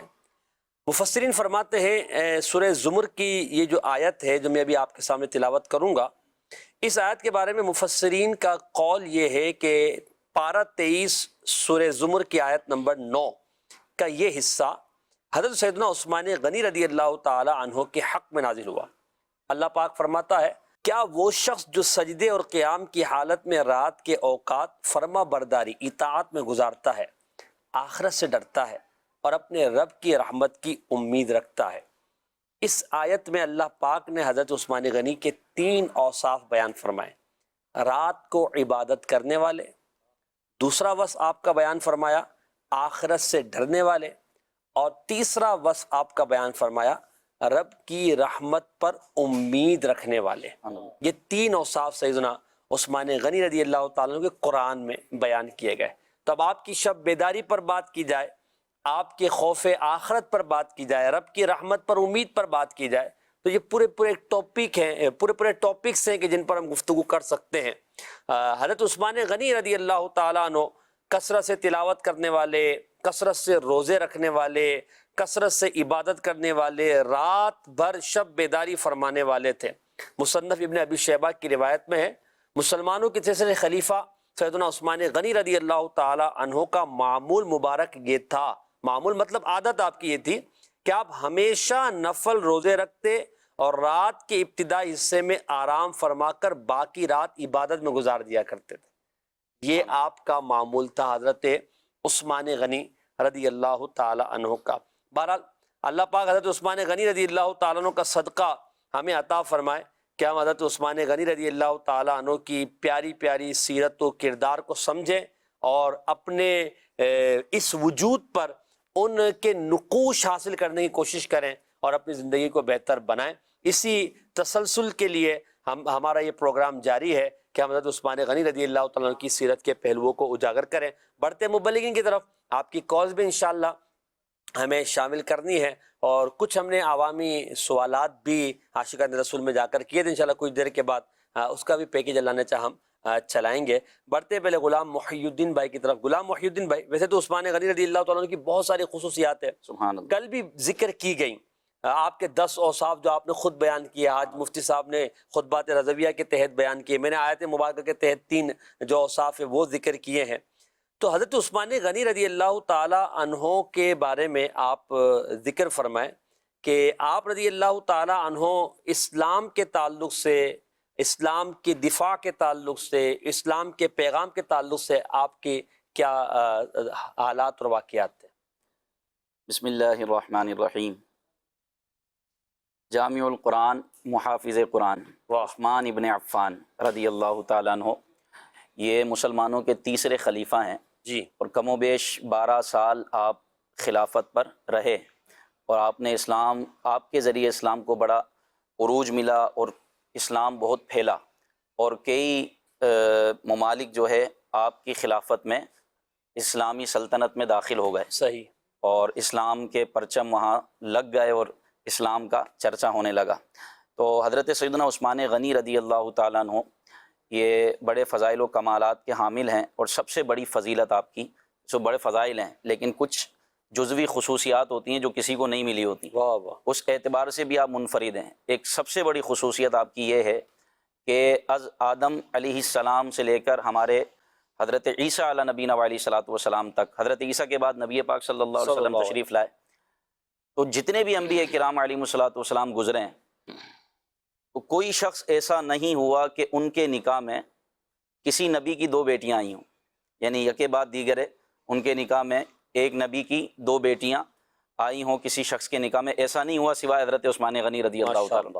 ایک ان کی یہ سب سے بڑی خصوصیت ہے، اسی وجہ سے آپ کا لقب ہے ذو النورین، 2 نور والا. اس کی وجہ ایک یہ بھی بیان کی جاتی ہے کہ چونکہ آپ کے نکاح میں نبی پاک صلی اللہ علیہ وسلم کی 2 شہزادیاں، 2 لختے جگر آپ کے نکاح میں آئیں، یکے بعد دیگر حضرت رقیہ رضی اللہ تعالیٰ عنہ اور حضرت سیدہ ام کلثوم رضی اللہ تعالیٰ عنہ، اس لیے آپ کا لقب ذو النورین ہوا. واہ واہ. نبی پاک صلی اللہ علیہ وسلم پر جان مال قربان کرنے والے، واہ. حضور علیہ الصلوۃ والسلام پر یوں کہ یہ سب کچھ قربان کرنے والے حضرت عثمان غنی جب سے مسلمان ہوئے اور آپ اسلام لانے میں، آپ کے مسلمان ہونے میں سب سے بڑا ذریعہ جو بنے وہ سیدنا صدیق اکبر رضی اللہ تعالیٰ عنہ. یعنی آپ کی دعوت سے اور آپ کی انفرادی کوشش سے حضرت سیدنا عثمان غنی رضی اللہ تعالیٰ عنہ مشرف با اسلام ہوئے کیا بات. اور ایسے آئے اسلام میں کہ آپ کے ذریعے اسلام کو بڑی ترقی اور عروج ملا. اور نبی پاک صلی اللہ علیہ وسلم بھی آپ سے بڑی محبت فرمایا کرتے تھے. ایک واقعہ میں چاہوں گا عرض کروں کہ حدیبیہ کے موقع پر، یہ بڑا تاریخ کا ایک خاص چیپٹر ہے صلح حدیبیہ. اس موقع پر جب مسلمانوں نے عمرے کا ارادہ کیا، نبی پاک صلی اللہ علیہ وسلم نے حکم دیا تو سب نے احرام باندھ لیے، اور جب سفر ہوا تو حدیبیہ کے مقام پر کفار قریش نے آنے سے روک دیا مسلمانوں کو. تو نبی پاک صلی اللہ علیہ وسلم نے بھی وہیں ٹھہرنے کا ارادہ کیا اور یہ چاہا کہ دونوں میں کوئی صلح کی ترکیب ہو جائے، صلح ہو جائے. تو پھر صلح ہوئی اور اس میں فریقین سے یہ طے پایا کہ آپ اپنا سفیر بھیجیں. تو نبی پاک صلی اللہ علیہ وسلم نے صحابہ کرام سے مشورہ کیا کہ ہم کس کو اپنا نمائندہ بنائیں، اپنی طرف سے سفیر بنائیں جو ہماری نمائندگی کرتے ہوئے کفار قریش سے، سرداران قریش سے بات کرے. ٹھیک. تو جناب فاروق اعظم رضی اللہ تعالیٰ عنہ کی خواہش پر اور دیگر صحابہ کرام علیہم رضوان کی بھی خواہش تھی کہ حضرت عثمان غنی رضی اللہ تعالیٰ عنہ کو اپنا سفیر بنایا جائے. واہ واہ. تو یہ نبی پاک صلی اللہ علیہ وسلم کی طرف سے پہلے سفیر بنے. یہ بھی اعزاز آپ کو حاصل ہے. کیا بات. اور مکے میں چونکہ ایک آپ بزنس مین تھے، آپ کا ایک تجارتی معاملہ تھا، کاروباری شخصیت تھے، اور مکے میں آپ کے بہت زیادہ عزیز و اقربا تھے، رشتہ دار تھے. تو نبی پاک صلی اللہ علیہ وسلم نے آپ کو سفیر بنا کر بھیجا. سفیر کس کو بنایا جاتا ہے؟ جس پر بہت زیادہ اعتماد ہو، جس پر بہت زیادہ بھروسہ ہو اور جو بے عیب ہو، جس پر کسی قسم کا کوئی تانا نہ ہو، کوئی اس طرح کا معاملہ نہ ہو، اس کو سفیر بنایا جاتا ہے. اور جو دونوں طرف سے معتمد ہو، صرف اپنی طرف سے نہیں، سامنے فریق کی طرف سے بھی وہ معتمد ہو، قابل اعتماد ہو، حضرت عثمان بن سکے. حضرت عثمان غنی رضی اللہ تعالیٰ عنہ کو سفیر بنا کر بھیجا.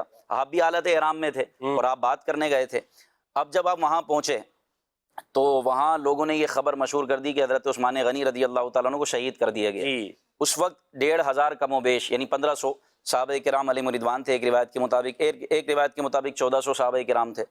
تو جب نبی پاک صلی اللہ علیہ وسلم کو یہ خبر ملی تو آپ نے تمام صحابہ سے حضرت عثمان رضی اللہ تعالیٰ عنہ کے لیے بیعت لی کہ ہم حضرت عثمان غنی کا بدلہ لیں گے. سبحان اللہ. اور جب صحابہ کرام نے بیعت لی تو آپ نے اپنے ہاتھ پر، تمام صحابہ نے آپ کے ہاتھ پر ہاتھ رکھ کر بیعت کی. قرآن نے اس بیعت کو بھی ذکر فرمایا اور جس درخت کے نیچے وہ بیعت کی تھی اس درخت کا بھی ذکر فرمایا. اور یہ بیعت خالصاً تھی حضرت عثمان غنی رضی اللہ تعالیٰ عنہ. تو نبی پاک جب صحابہ کرام علیہم رضوان نے حضور کے ہاتھ پر ہاتھ رکھ کر بیعت کی تو نبی پاک صلی اللہ علیہ وسلم نے اپنا دایاں ہاتھ بلند کیا، فرمایا یہ عثمان کا ہاتھ ہے. اور پھر آپ نے فرمایا ھذہ لعثمان، یہ ہاتھ عثمان کا ہے. اور پھر آپ نے بائیں ہاتھ پر اپنے دائیں ہاتھ کو رکھا. علماء فرماتے ہیں کہ بیعت کس کی طرف سے لی جاتی ہے؟ جو زندہ ہو. سبحان اللہ. تو نبی پاک جانتے تھے کہ عثمان زندہ ہیں. اچھا وہاں جب حضرت عثمان غنی پہنچے تو لوگوں نے کہا کہ حضرت عثمان تو بڑے خوش قسمت ہیں، اب تو وہ کعبے کا طواف کر رہے ہوں گے، وہ صفا مروہ کی سعی بھی کریں گے، کیونکہ ان کو کون روک سکتا ہے، اور ان کے عزیز و اقارب بھی وہاں پر ہیں. اور وہاں کفار مکہ نے آپ کو یہ آپشن دیا کہ اے عثمان اگر آپ چاہیں تو آپ عمرہ کر لیں، جی کعبے کا طواف کر لیں، صفا مروہ کی سعی کر لیں، ہم آپ کو اجازت دیتے ہیں، لیکن یہ عاشق رسول تھے۔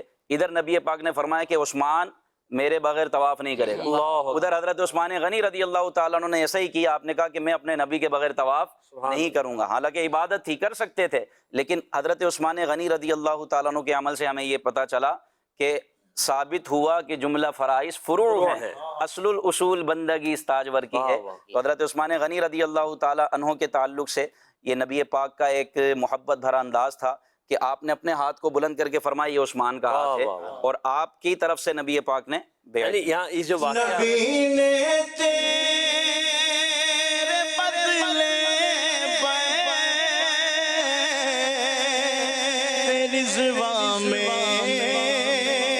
کی بیعت، نبی نے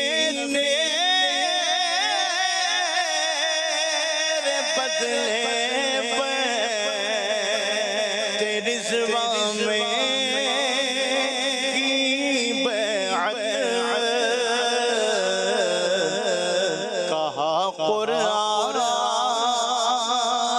نے دستے نبی کو دست یزدانی، کہا قرآن نے دست نبی کو دست یزدانی، سب کے دو ملا ہے فیض عثمانی، ملا ہے فیض عثمانی۔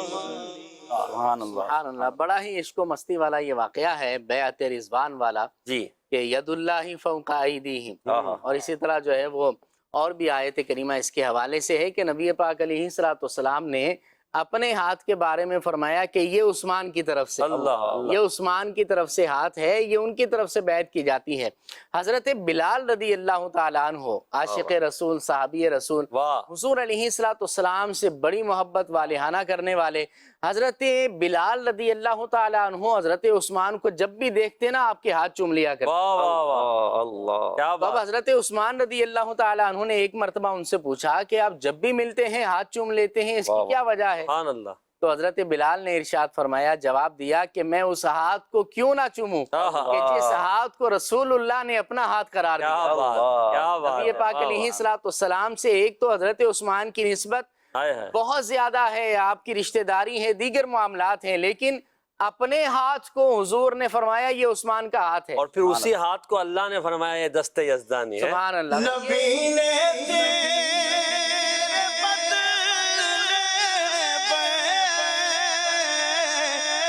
تیرے رضوا میں کی بیعت، کہا قرآن نے دست نبی کو دست یزدانی، ملا ہے فیض عثمانی، ملا ہے فیض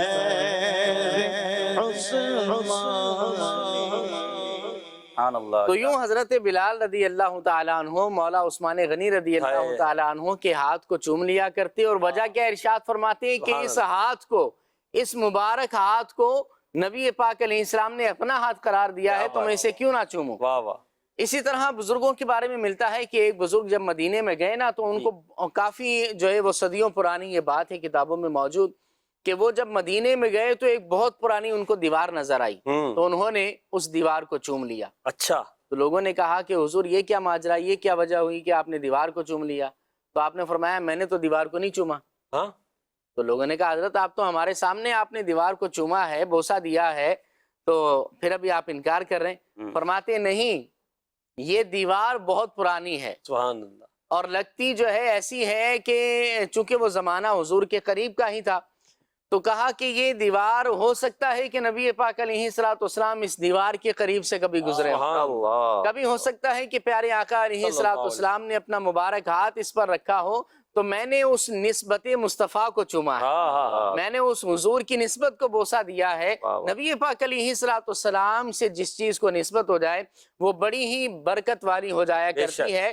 خود حضور علیہ الصلوۃ والسلام کیا اس حوالے سے طرز عمل دیکھیں نا کہ نبی پاک علیہ الصلوۃ والسلام جب سفر اختیار فرمایا کرتے، جی۔ مدینے سے باہر جاتے، مختلف جو ہے وہ ضرورتوں کی وجہ سے، غزوات میں یا دیگر جو ہے وہ معاملات کی وجہ سے، جب نبی پاک صلی اللہ علیہ وسلم مدینے واپس تشریف لاتے تو جب مدینے کی فصیل نظر آتی، یعنی دیوار، مدینے کی جب حدود نظر آنا شروع ہو جاتی تو نبی پاک علیہ الصلوۃ والسلام اپنی سواری کو تیز فرما لیتے واہ واہ، تاکہ مدینے کی فضا میں جلدی سے داخل ہو ہائے جائیں۔ ہائے، یہ مدینے سے حضور کی محبت ہے، سبحان اللہ، تو جس مدینے سے حضور اتنی محبت کریں ہم کیوں نہ کریں۔ واہ واہ، پھر جب حضور علیہ الصلوۃ والسلام اپنی سواری پر سوار جب مدینے کے شہر میں داخل ہوتے تو بچے بوڑھے جوان بڑے عشق و مستی کے اندر پروانہ وار حضور علیہ الصلوۃ والسلام کے استقبال کے لیے دوڑ پڑتے تھے۔ واہ واہ واہ واہ، اور حضور کی سیرت میں لکھا ہے کہ کوئی حضور علیہ الصلوۃ والسلام کو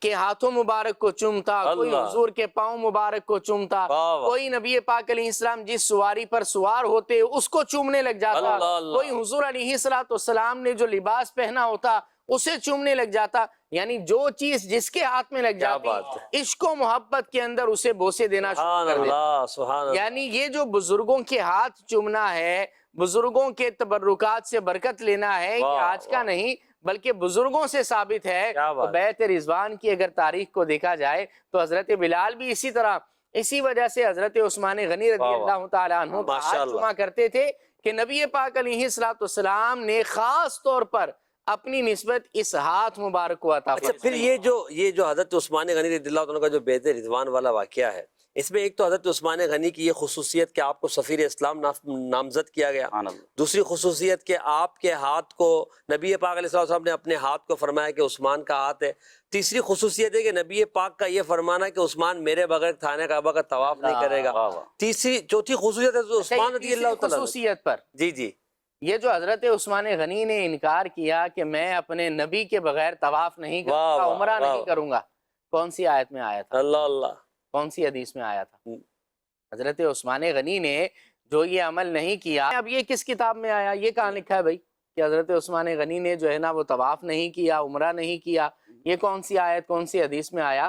تو یہ عشق کی اپنی کتاب ہوا کرتی ہے، واہ واہ، محبت کیا کی بات، اپنی کتاب ہوتی ہیں، کیا جو بات۔ ناجائز نہ ہو جائز ہو تو عشق کے اندر وہ شریعت جس کو منع نہ کرے اس کو کرنے کی اجازت ہوتی ہے۔ یہاں ہم حضرت عثمان غنی رضی اللہ تعالیٰ عنہ کے تعلق سے یہ جو عشق و محبت کا ایک ہمارا پہلو چلا ہے اس پر بات کر رہے ہیں۔ یہی حضرت عثمان غنی کی وہ جو 10 خصوصیات ہیں واہ واہ، اس میں حضرت عثمان غنی رضی اللہ تعالیٰ عنہ خود اپنے بارے میں فرماتے ہیں کہ جب سے رسول اللہ صلی اللہ علیہ وسلم نے اس ہاتھ کو اپنا ہاتھ فرمایا ہے، اللہ میں نے کبھی اس ہاتھ کو اپنی شرمگاہ کی طرف نہیں بڑھایا۔ اللہ اس پر اگر اب غور کریں، ایک طرف حضرت عثمان بلال اس ہاتھ کو چوم رہے ہیں کیونکہ یہ ہاتھ رسول اللہ نے اس کی نسبت فرمائی میرا ہاتھ ہے، ٹھیک ہے، وہاں حضرت عثمان غنی اس کے ادب فرما رہے ہیں۔ اب یہ جو ادب ہے، یہ جو تعظیم اور یہ عشق و محبت ہے کہ آج عاشقان رسول جو نبی پاک علیہ السلام سے ادب و احترام کا تعلق پیدا کرتے ہیں، شیطان بذا اوقات غلام الدین میں وسوسے ڈالتا ہے، مگر یہ جو حضرت عثمان غنی کا عمل ہے کہ کبھی اس ہاتھ کو شرمگاہ کی طرف نہیں بڑھایا، یہ کتنا ادب نبی پاک کا سکھا رہا ہے کہ نبی پاک علیہ السلام کی غیبت میں بھی حضور کا ادب ہے۔ اچھا یہ جو آپ نے بیان فرمایا نا، حضرت عثمان غنی نے اپنی 10 خصوصیات بیان فرمائی، یہ جنہوں نے آپ کو شہید کرنا چاہے، جو آپ کے دشمن تھے، بلوائی، ان کو یہ ارشاد فرمایا، اور ساتھ میں یہ بھی ارشاد فرمایا کیا تم نہیں جانتے کہ اس ہاتھ کو نبی پاک صلی اللہ علیہ وسلم نے اپنا ہاتھ فرمایا، واہ واہ، اور فرمایا کہ نبی پاک کا ہاتھ بننا میں اپنے ہاتھوں سے 1000 درجہ بہتر سمجھتا ہوں۔ سبحان اللہ، سبحان یہ نبی پاک صلی اللہ علیہ وسلم سے ایک والہانہ محبت اور حضور علیہ الصلوۃ والسلام سے عقیدت۔ اس میں ایک نقطہ یہ بھی ہے کہ دیکھیں مدینے کو، سرزمین عرب کو نبی پاک سے نسبت ہے تو ہم اس کی تعظیم کرتے ہیں، اس کی فضاؤں سے بھی لطف اندوز ہوتے ہیں، تو صحابہ کرام کو بھی نبی پاک صلی اللہ علیہ وسلم سے نسبت ہے، جی، تو ہر صحابی کا کتنا ادب ہوگا، سبحان اللہ، کیونکہ یہ صحابہ کرام رب نبی پاک کے محبوب ہیں، اور یہ نبی کے محبوب ہیں تو رب کے بھی محبوب ہیں۔ واہ واہ، آپ بنے دیکھیں، کیوں صحابی بنے ہی کیوں؟ جی بالکل، نبی پاک صلی اللہ علیہ وسلم کی نسبت ہے۔ صحبت۔ سبحان اچھا یہ جو بیعت رضوان ہوئی، صلح حدیبیہ میں جو بیعت ہوئی، اس کو بیعت رضوان بھی کہا جاتا ہے، تو یہ بیعت، اس بیعت کا ذکر اللہ نے قرآن میں فرمایا، اور کیا فرمایا؟ آپ الفاظ دیکھیں کتنے خوبصورت ہیں، لقد رضی اللہ عن المؤمنین، اللہ ان ایمان والوں سے راضی ہو گیا، لقد تحقیق کے ساتھ ہے حضور، لقد ضرور تحقیق اللہ ایمان والوں سے راضی ہو گیا، اذ یبایعونک تحت الشجرہ، کہ جن نے نبی پاک صلی اللہ علیہ وسلم کے ساتھ اس درخت کے نیچے بیعت کی۔ اللہ اکبر۔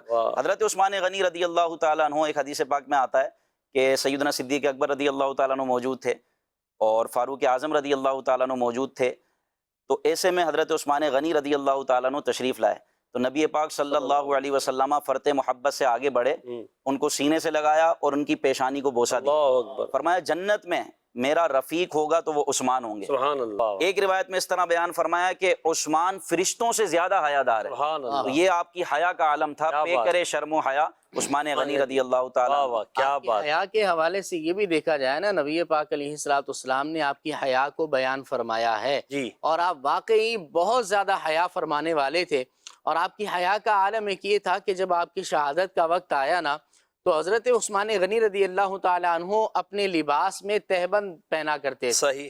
تہبند جیسا کہ احرام باندھتے ہیں تو اس میں آپ جو کھلی چادر جو ہوتی ہے اپنا شلوار کی جگہ پر باندھتے ہیں، اسے تہبند کہا جاتا ہے۔ تو نبی پاک علیہ الصلوۃ والسلام نے بھی ساری زندگی تہبند باندھا ہے، کبھی حضور نے شلوار یا پاجامہ استعمال نہیں فرمایا، پہنا نہیں ہے۔ البتہ پاجامے کے حوالے سے بعض روایات ملتی ہیں کہ حضور نے اسے خریدا ضرور ہے، پسند فرمایا ہے، لیکن اسے پہنا نہیں ہے۔ اس میں بہرحال علماء کا اختلاف بھی موجود ہے۔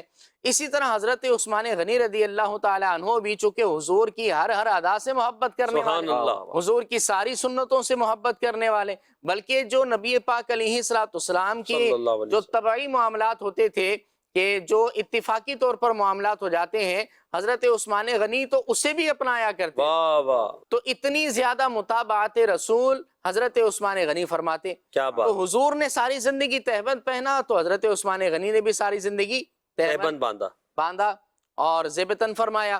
لیکن جب آپ کی شہادت کا وقت آیا نا، جب آپ کے گھر کا محاصرہ کر لیا، جب آپ کے گھر کا محاصرہ کر لیا گیا اور بلوائی چاروں طرف موجود تھے، تو حضرت عثمان غنی رضی اللہ تعالی عنہ نے اپنے گھر والوں سے وہ پاجامہ منگوایا، تو خریدا ہوا تھا، پہنا نہیں تھا، صحیح، تو وہ آپ نے زیبتن فرما لیا، وہ پہن لیا۔ علماء نے اس کی وجہ یہ لکھی اور فرمایا اس وجہ سے کہ چونکہ اگر تہبند پہنا ہوا ہوتا تو وہ چونکہ کھل جاتا ہے اور بے پردگی ہوتی ہے، کا احتمال رہے گا شہادت، اس کا احتمال رہے گا، تو اس لیے حضرت عثمان غنی رضی اللہ تعالی عنہ نے وہ پاجامہ پہن لیا تاکہ وہ جو احتمال ہے اپنا معاملات کا، بے پردگی کا، وہ ختم ہو جائے۔ یعنی اتنا زیادہ حیا حضرت عثمان غنی کی ہے۔ میں حیا بھی نا محسن بھائی ماشاءاللہ، حضرت عثمان غنی کا ایک وصف ہے یہ جو کہ خصوصیت کے ساتھ بیان کیا گیا۔ نبی پاک صلی اللہ علیہ وسلم کے سارے صحابہ ہی با حیا تھے۔ جی، اصل حدیث پاک ہے کہ حیا ایمان سے ہے، جس میں جتنی زیادہ حیا ہوتی ہے اس میں اتنا زیادہ ایمان ہوتا ہے۔ ایمان یعنی حیا جو ہے نا، یہ ایمان کو پختہ کرنے والا ایک وصف ہے۔ تو آج علماء یہ بیان فرماتے ہیں، کتابوں میں لکھا ہے کہ اگر کسی کو جو ہے نا دین سے دور کرنا ہو، اسلام سے دور کرنا ہو، عبادت سے دور کرنا ہو، اس کے اندر سے حیا نکال دیں۔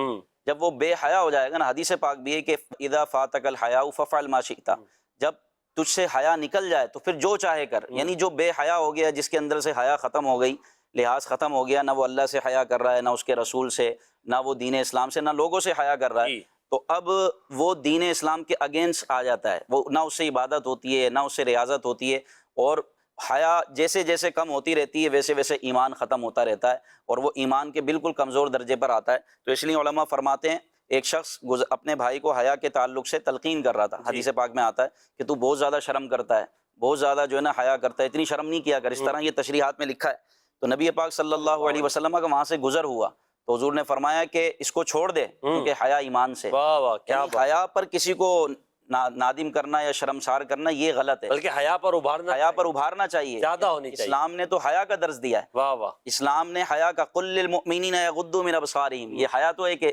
ایمان والوں کو اے نبی کہہ دیجئے کہ اپنی نگاہوں کو جھکا کر واہ رکھیں۔ واہ، نبی پاک کا معمول تھا کہ آپ نگاہوں کو جھکا کر رکھتے تھے۔ سبحان اسی طرح مسلمان عورتوں سے یہ فرمایا گیا وَقُلْ لِلْمُؤْمِنَاتِ يَغْضُضْنَ مِنْ أَبْصَارِهِنَّ، جی، ایمان والی عورتوں سے، مسلمان عورتوں سے بھی کہہ دیجئے کہ اپنی نگاہوں کو جھکا کر رکھیں، کیونکہ نگاہوں کا جھکنا یہ حیا ہے، کیا یہ حیا کی علامت ہے۔ اللہ ہم سب کو حیا نصیب فرمائے۔ علماء فرماتے ہیں روایتوں میں یا بزرگان دین کے اقوال میں سے ہے کہ جو بد نگاہی کر رہا ہو، جس کو موقع مل جائے بد نگاہی کا، یہ بھی بے حیائی ہے، بد نگاہی کرنا، برے مناظر دیکھنا، تو جو بد نگاہی کر رہا ہو اور بد نگاہی میں پڑ جائے، اللہ تبارک و تعالیٰ اس سے عبادت کی لذت ختم فرما دے۔ اللہ، یہ بے حیائی کا سب سے بڑا نقصان ہے، اس کا نہ قرآن پڑھنے میں دل لگے گا، نہ نماز میں دل لگے گا، کوئی نیکی میں اس کا دل ہی نہیں لگے گا، اس کا جناب گناہوں میں دل لگے گا۔ اور جو بد نگاہی پر قادر تھا، بد نگاہی کر سکتا تھا، لیکن اس نے اپنی نظر پھیر لی، اپنی نگاہوں کو جھکا لیا، اللہ اس کو عبادت کی لذت عطا فرمائے۔ تو اللہ ہمیں حضرت عثمان غنی کے صدقے حیا عطا فرمائے۔ آمین۔ آج ہم حضرت عثمان غنی کی سیرت پر جو بات کر رہے ہیں، اس کا ایک مقصد یہ بھی ہے کہ ہم اپنے آپ کو بھی چیک کریں کہ ہم کہاں ہیں اور ہماری کیفیت کیا ہے۔ ہم ان بزرگوں کے واقعات کو پڑھتے ہیں، سنتے ہیں، ان کے آراس مناتے ہیں، تو یہ اصل یہ ہے کہ ہم اپنی زندگی کو بہتر بنانے کی کوشش کریں۔ تو مدنی چینل الحمدللہ ان بزرگان دین کے فیضان کو عام کر رہا ہے، ہمیں چاہیے کہ ہم ان کی سیرت و کردار کو اپنانے کی کوشش کریں۔ آئیے حضرت عثمان غنی رضی اللہ تعالیٰ کے تعلق سے مزید بھی سنیں گے، مگر کچھ سوالات اور ان کے جوابات عاشقان رسول سے مختلف مقامات پر کیے گئے، تو اس کی ایک ویڈیو پیکج بنایا گیا، آئیے اسے ہم ملاحظہ کرتے ہیں۔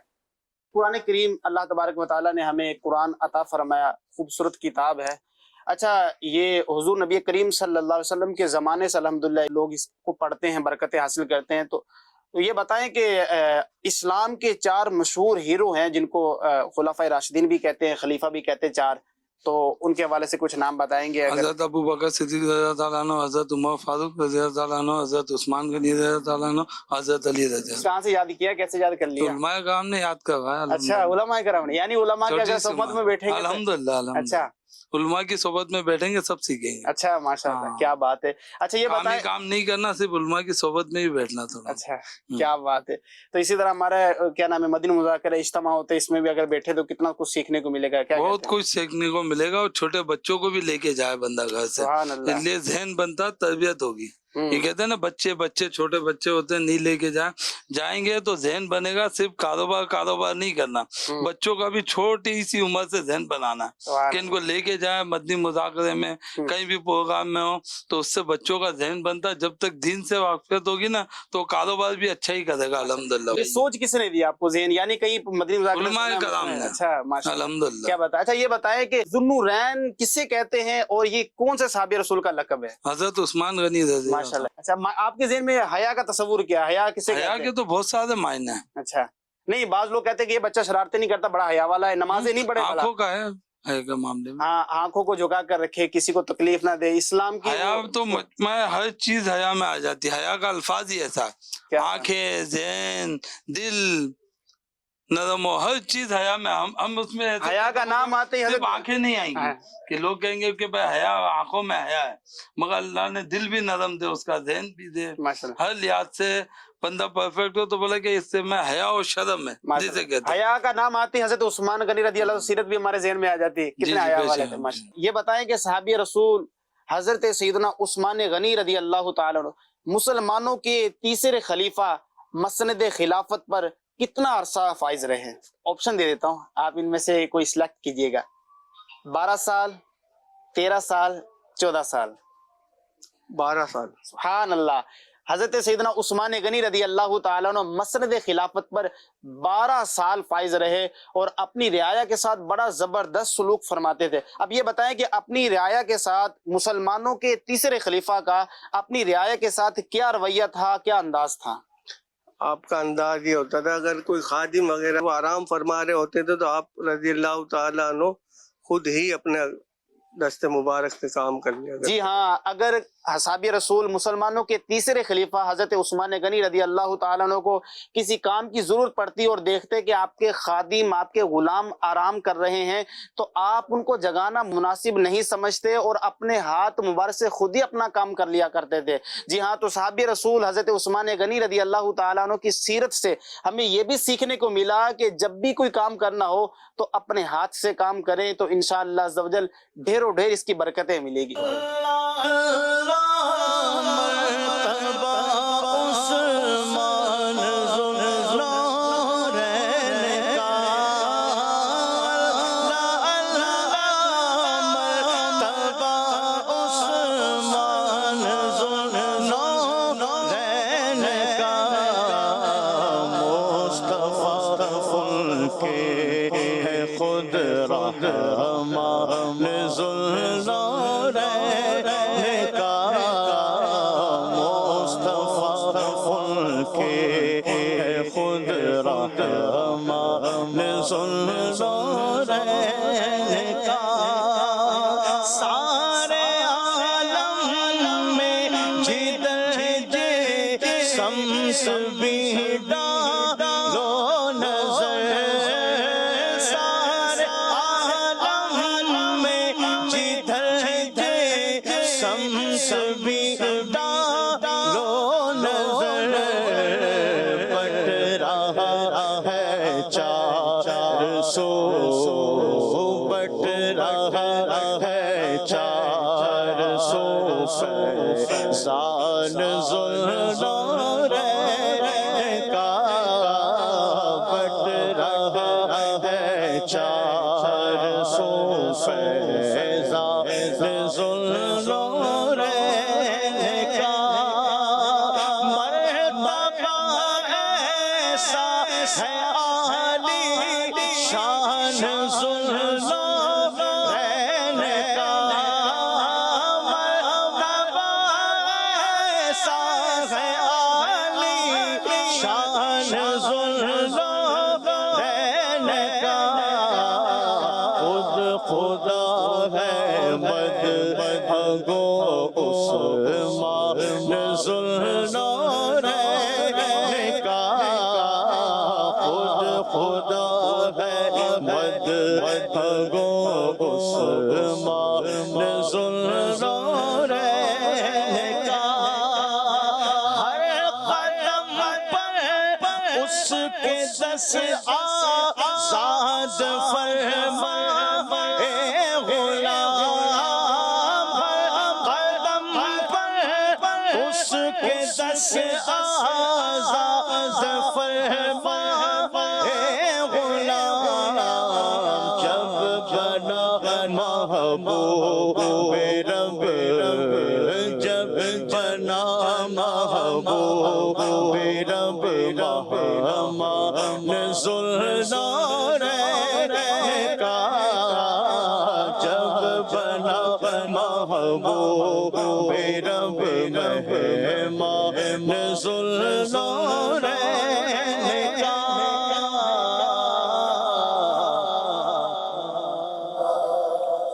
اچھا عمران بھائی، یہاں ذوالنورین جیسے ذکر کیا جا رہا ہے، حضرت ذوالنورین کے تعلق سے ایک وجہ بیان فرمائیں، کیا اور بھی وجوہات ہیں آپ کو حضرت عثمان کو ذوالنورین کہنے کی، یا فقط یہ ایک ہی وجہ ہے کہ حضرت عثمان کے نکاح میں نبی پاک کی دو صاحبزادی حضرت رقیہ حضرت ام کلثوم رضی اللہ عنہما آئی ہیں، کیا اور بھی کوئی وجہ ہے؟ جی مشہور تو یہی ہے کہ نبی پاک علیہ الصلوۃ والسلام کی یکے بعد دیگرے دو شہزادیاں حضرت رقیہ اور حضرت ام کلثوم رضی اللہ تعالیٰ عنہما حضرت عثمان غنی رضی اللہ تعالیٰ عنہ کے نکاح میں آئی، اور اسی وجہ سے آپ کو ذوالنورین یعنی دو نور والا کہا جاتا ہے۔ اعلیٰ حضرت فرماتے ہیں نا کہ نور کی سرکار سے پایا دوشالہ نور کا، ہو مبارک تم کو ذوالنورین جوڑا نور کا۔ اچھا اس سے میں آپ کو جو ہے نا آیت کریمہ کی طرف لے کر چلتا ہوں، قرآن کی طرف لے کر چلتا ہوں۔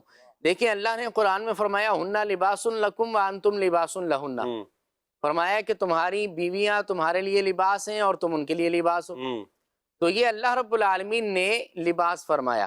اچھا شالہ کہتے ہیں چادر کو، نور کی سرکار سے پایا دوشالہ نور کا، یعنی اے عثمان غنی تم نے نبی پاک علیہ الصلوۃ والسلام سے نور کی دو چادریں اوڑھی ہیں، اور چادریں لباس کا حصہ ہوتی ہیں، لباس کا حصہ ہوتی ہیں، اور فرمایا ہو مبارک تم کو ذوالنورین جوڑا نور کا۔ تو اس وجہ سے حضرت عثمان غنی رضی اللہ تعالیٰ عنہ کو ذو النورین کہا جاتا ہے۔ نہ صرف 2 بیٹیاں، نبی پاک علیہ السلام نے فرمایا کہ اے عثمان اگر میری 10 بیٹیاں بھی ہوتی تو یکے بعد دیگرے میں ساری تمہارے نکاح میں دے دیتا، کیونکہ میں تم سے محبت کرتا ہوں۔ ایک وجہ تو یہ بڑی مشہور ہے، اس کے علاوہ بھی کتابوں کے اندر ذو النورین کہنے کی دیگر وجوہات کو بیان کیا گیا ہے۔ ایک وجہ حضرت عثمان غنی کو ذو النورین کہنے کی کتابوں میں یہ بھی لکھی ہے کہ حضرت عثمان غنی صاحب الہجرتین تھے، آپ نے 2 ہجرتیں فرمائی اور ہجرت نور ہے، تو اس وجہ سے آپ کو ذو النورین یعنی 2 ہجرتوں والا کہا جاتا ہے۔ ٹھیک ہے۔ اور ایک کتابوں میں وجہ آپ کی ذو النورین کہنے کی یہ بھی لکھی ہے کہ حضرت عثمان غنی نے دونوں قبلوں کی طرف نماز پڑھی، واہ واہ واہ، دونوں قبلوں کی طرف نماز پڑھی ہے، بیت المقدس کی طرف بھی اور پھر کعبہ معظمہ کی طرف بھی، اور دونوں ہمارے قبلے کیا ہیں؟ نور ہے، نور ہے، تو اس وجہ سے آپ کو ذو النورین کہا جاتا ہے۔ نور کی سرکار سے پایا دوشالہ نور کا، نور کی سرکار سے پایا دوشالہ نور کا، مبارک تم کو ذو النورین جوڑا نور کا ہو، مبارک تم کو ذو النورین جوڑا۔ کیا بات ہے، سبحان اللہ۔ 3 وجوہات ہو گئی۔ ہاں، ایک اور وجہ کتابوں میں یہ لکھی ہے کہ حضرت عثمان غنی رضی اللہ تعالیٰ عنہ نماز وتر کے اندر روزانہ پورا قرآن پڑھ لیا، اللہ اکبر، اللہ اکبر، وتر کی نماز میں پورا قرآن آپ پڑھ لیا کرتے تھے۔ اب چونکہ نماز بھی نور ہے، واہ واہ، قرآن بھی نور ہے، اس وجہ سے آپ کو ذو النورین کہا کیا جاتا بات ہے۔ ہے۔ لیکن مشہور اور جو اپنا علماء جمہور علماء ہیں وہ اسی پر ہیں کہ اپنا نبی پاک علیہ السلام کی 2 شہزادیاں آپ کے نکاح میں آئیں۔ آپ نے ذکر فرمایا حضرت عثمان غنی جو ہے وطر میں پورا قرآن ختم فرمایا کرتے تھے۔ حضرت عثمان غنی رضی اللہ تعالیٰ کی شب بیداری کے جو واقعات کتابوں میں لکھے ہیں، اگر ہم اس کو پڑھتے ہیں تو ایمان تازہ ہو جاتا ہے کہ کس طرح آپ شب بیداری فرمایا کرتے تھے۔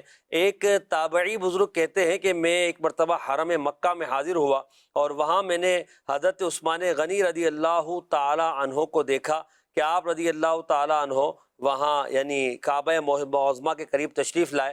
میں نے عشاء کی نماز وہیں ادا کی، پھر مقام ابراہیم کے پاس کھڑا ہو گیا۔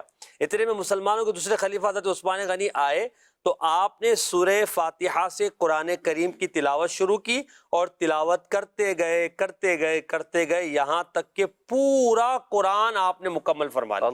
تو یہ آپ کا رات کی عبادت کا انداز تھا۔ اور اسی طرح ایک اور روایت میں آپ کی زوجہ محترمہ فرماتی ہیں کہ حضرت عثمان غنی ساری رات عبادت کیا کرتے تھے اور آپ کو تلاوت قرآن سے ایسی محبت تھی کہ ایک ہی رکعت میں پورے قرآن کی تلاوت فرما لیا کرتے تھے۔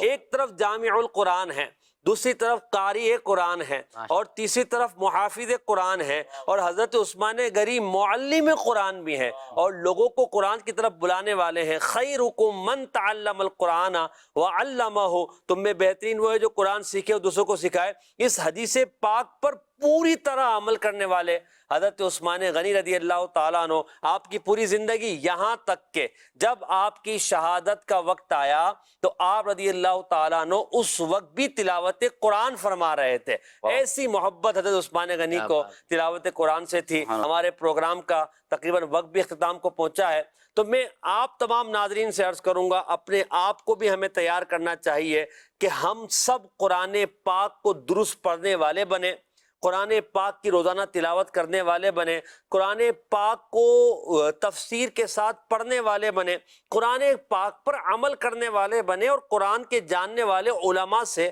رابطے میں آ جائیں. اور اگر آپ کو قرآن درست پڑھنے نہیں آتا تو میں آپ کو دعوت دوں گا, دعوت اسلامی کے ذمہ داران سے آپ رابطہ کریں. مدرسۃ المدینہ بالغان اسلامی بھائیوں کے لیے مساجد میں لگائے جاتے ہیں, بازاروں میں دکانوں پر لگائے جاتے ہیں. اسلامی بہنوں کے بالغات کے مدرسے گھروں میں لگائے جاتے ہیں. فیضان آن لائن اکیڈمی کے ذریعے آپ گھر بیٹھے قرآن درست کر سکتے ہیں, تو قرآن درست کیجئے.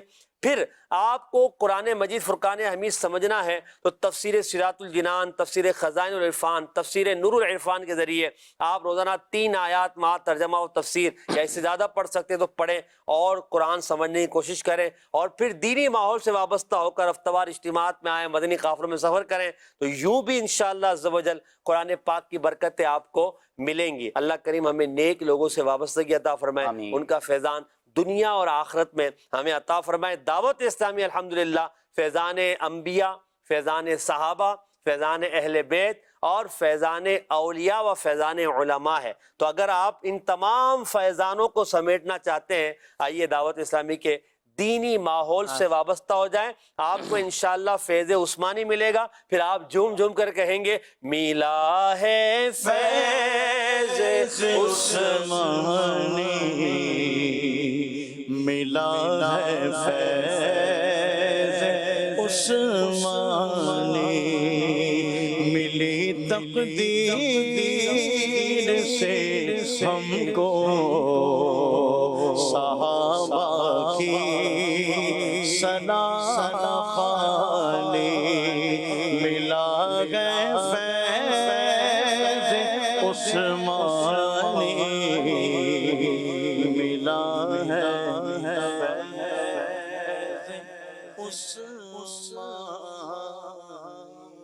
صلو علی الحبیب صلی اللہ علی محمد صلی اللہ علیہ وسلم. کون جانے مرتبہ عثمان ذوالنورین کا, ہاتھ دست مصطفیٰ عثمان ذوالنورین کا, عثمان ذوالنورین کا.